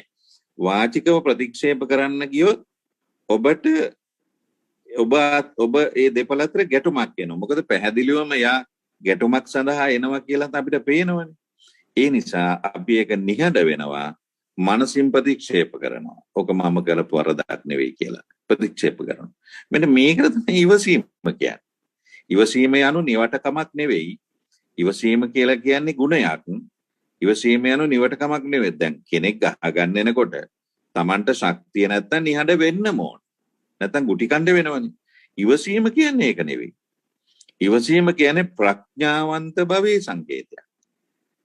පිළිගැනීම ප්‍රතික්ෂේප කිරීම කියන තේරුම් දෙක මෙතන තියෙනවා. එය තමගේ මනසටයි දෙන්න ඕනේ. අනිකා කියන වැරද්ද පිළිගන්නව නම් ඒක වාචිකව අපි ඒක කිව්වට වරදක් නෙවෙයි. ඒක එකක් වෙලා තියෙනවා. අපි ඒක හදා ගන්න ඕන. ඒක මගේ අතින් වෙලා තියෙන වරදක්. ඒක පිළිගන්න කියලා ඒක වහන්න යනවා නම් ඒක තමන්ගේ බරපතල වරදක්. ප්‍රශ්නේ දිග්ගැස්සෙන එක. තමන් ඒක පිළිගන්න ඕන. මොන දේශපාලනේ වුණත් මොන පක්ෂේ වුණත් හාමුදුරු වුණත් ගිහි වුණත් ඒක කරන්න. අනික යා කියන එක වරදිනා. අපි ඒක වැරදි කියලා තර්ක කරන්න යන්නේ නැහැ. මොකද අනවශ්‍ය ගැටුමක් ඇති වෙනෝනේ. තර්ක කරන්න යන්නේ අපි හිතෙන් ප්‍රතික්ෂේප කරනවා. මේ මනුස්සයාට තේරෙන්නේ මම ඒක කිව්වේ නැහැ. ඒක මට අදාළ නැහැ. ඒක මගේ නෙවෙයි. මං කරපු දෙයක් නෙවෙයි. ඒක යාගේ මනෝභාවයක් ප්‍රකාශ කරන්නේ. අනික කෙනෙක් කතා කරොත් ඒ කතා කරන හැම එකටම තමන් උත්තර දිය යුතුය කියලා එකක් නැහැ.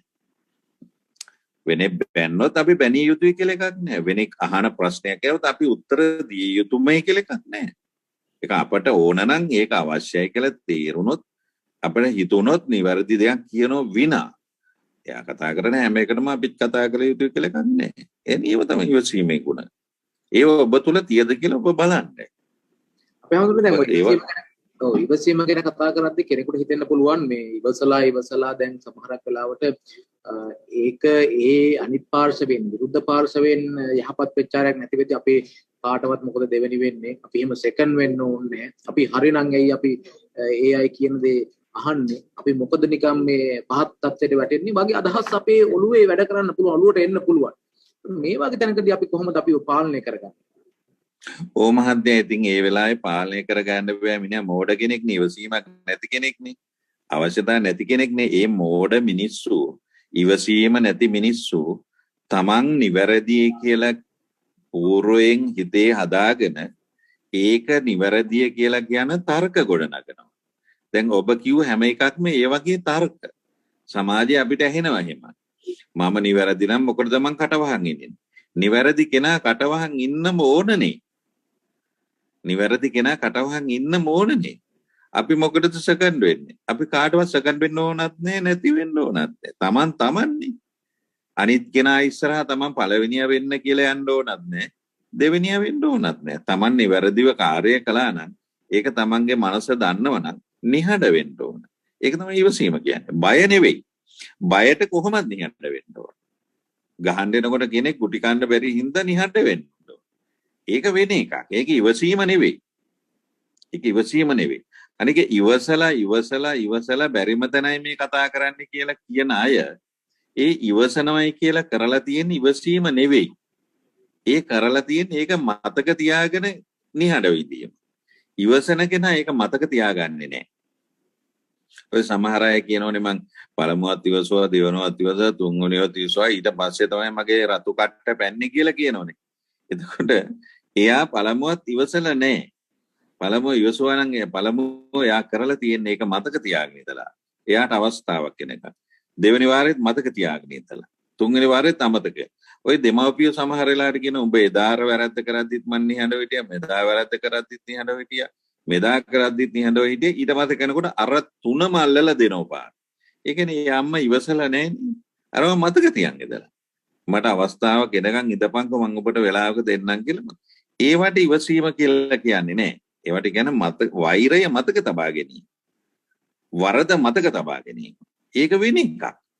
ඉවසීම කියලා කියන්නේ මා උදාර උතුම් පෞරුෂයකින් පිරිපු උතුමන් ළඟ තියෙන උතුම් ගුණයක්.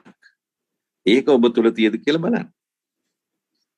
හොඳයි අපේ හඳුරන්නේ අද මේ සාකච්ඡාව පැය එකමාරකට ආසන්න කාල සීමාවක් සිදු කළා අතිශය වැදගත් අපේ ජීවිතයට මඟ කියන වැදගත් දහම් කරුණු වගේම ජීවිත ආදර්ශ ගොඩක් වහන්සේ විසින් දේශනා කළා අපි සාකච්ඡා කළා අපි දන්නවා දවස පොසොන් පොහොය දවස අපේ වැදගත් පොහොයක් ඉතින් මේ කොවිඩ් වසංගතයේත් එක්ක අපිට සිද්ධ වෙලා තියෙනවා අපේ දේවාල වලට වෙලා ඒ ආගමික කටයුතු සිදු කරන්න වැදගත් වෙන්නේ ආමිෂ පූජාවට වඩා අපිට අතිශයින්ම ප්‍රතිපත්ති පූජා අපේ ජීවිතයට මේ බුදුදහමේ වටිනාකම් මගනාකම් හරවත්කම් එකතු කර ගැනීම මිහිඳු මහරහතන් වහන්සේ බුදුදහමට ලංකාවට බුදුදහම අරගෙන ආවට පස්සේ ඉතින් පස්සේ ගොඩනැගුණු ඒ බෞද්ධ සංස්කෘතිය සහ හර පද්ධතින් චින්තන විප්ලවයන් සංස්කෘතික විපර්යාසයන් ඒ සියල්ල අපි එදා ඉඳලා මේ දක්වා අරගෙන ආවා හරි විදිහට.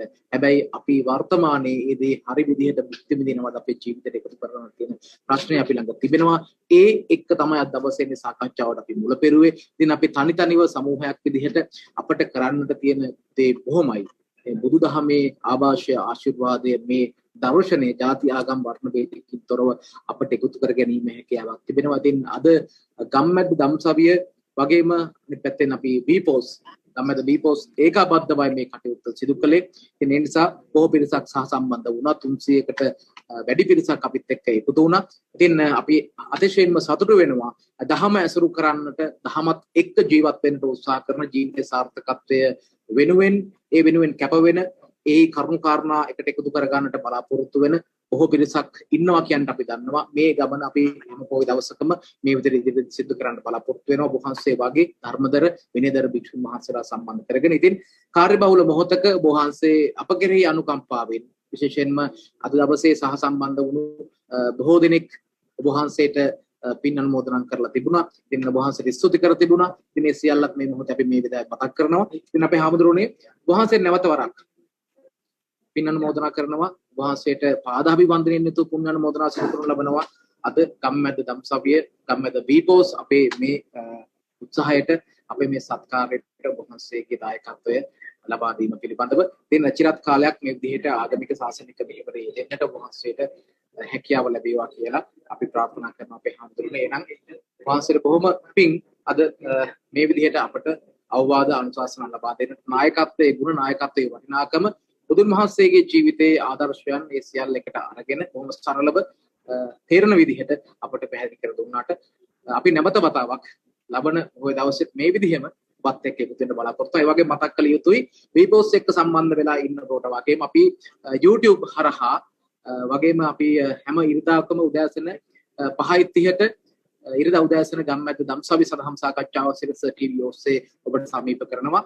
මේ ඊළඟ ඉරිදා දවසේ අපේ ගෞරවනීය ස්වාමීන් වහන්සේ ජේෂ්ඨ මහාචාර්ය පූජ්‍යපාතේකම ඥානිස්සර අපේ ගෞරවනීය ස්වාමීන් වහන්සේ සමග අපි සාකච්ඡාවක් සිදු කරනවා. එයත් ඔබට නැරඹීම හැකියාවක් තිබෙනවා. Facebook ඒ වගේම YouTube වල ඔබට බලන්නට පුළුවන් ගම්මැද්ද දම්සවි කියලා ටයිප් කරලා අපේ කරණීය ධර්ම සාකච්ඡා ඒ තුළ ඔබේ ජීවිතයට ඔබට බොහෝ කරුණු කාරණා දැනුම එකතු කරගන්න හැකියාවක් තිබෙනවා. ඒ වගේම තමයි වීපෝස් එක්කත් එකතු වෙලා අපි කරන මේ සමාජ සත්කාරයන් මේ කටයුතු වලට අපිත් සමග සම්බන්ධ වෙන්නට කියලා අපි ඔබට ඉතාමත් ගෞරවයෙන් යුතුව මතක් කරනවා. ඉතින් අපි යලිත් දවසක නුදුරේම මේ විදිහේ සාකච්ඡාවක් සමග හමු වෙ බලාපොරොත්තු වෙන සමගන්න ඔබට උතුම් පොසොන් පුර පසළොස්වක පොහොය දවසක් වේවා. ජීවිතයේ ධර්මානුකූලව ගත කරමින් ඔබේ ජීවිතයේ සාර්ථකත්වයේ කරා මෙහෙවන්නට හැම මොහොතකම සතුටින් ඉන්නට ඒ වගේම ඔබ කෙරෙහිම අභ්‍යන්තරයේ ඔබ දිස බලමින් ජීවිතය ගොඩනගා ගන්නට ඔබට හැකියාවක් ලැබේවා කියලා ප්‍රාර්ථනා කරමින් සමුගන්නවා. අපි යලි දවසක හම්බෙමු. ඔබට උතුම් මුක්ති සරණයි කියලා. ගම්මැද්ද වීෆෝස් අරමුණ දිනන පෙරමුණ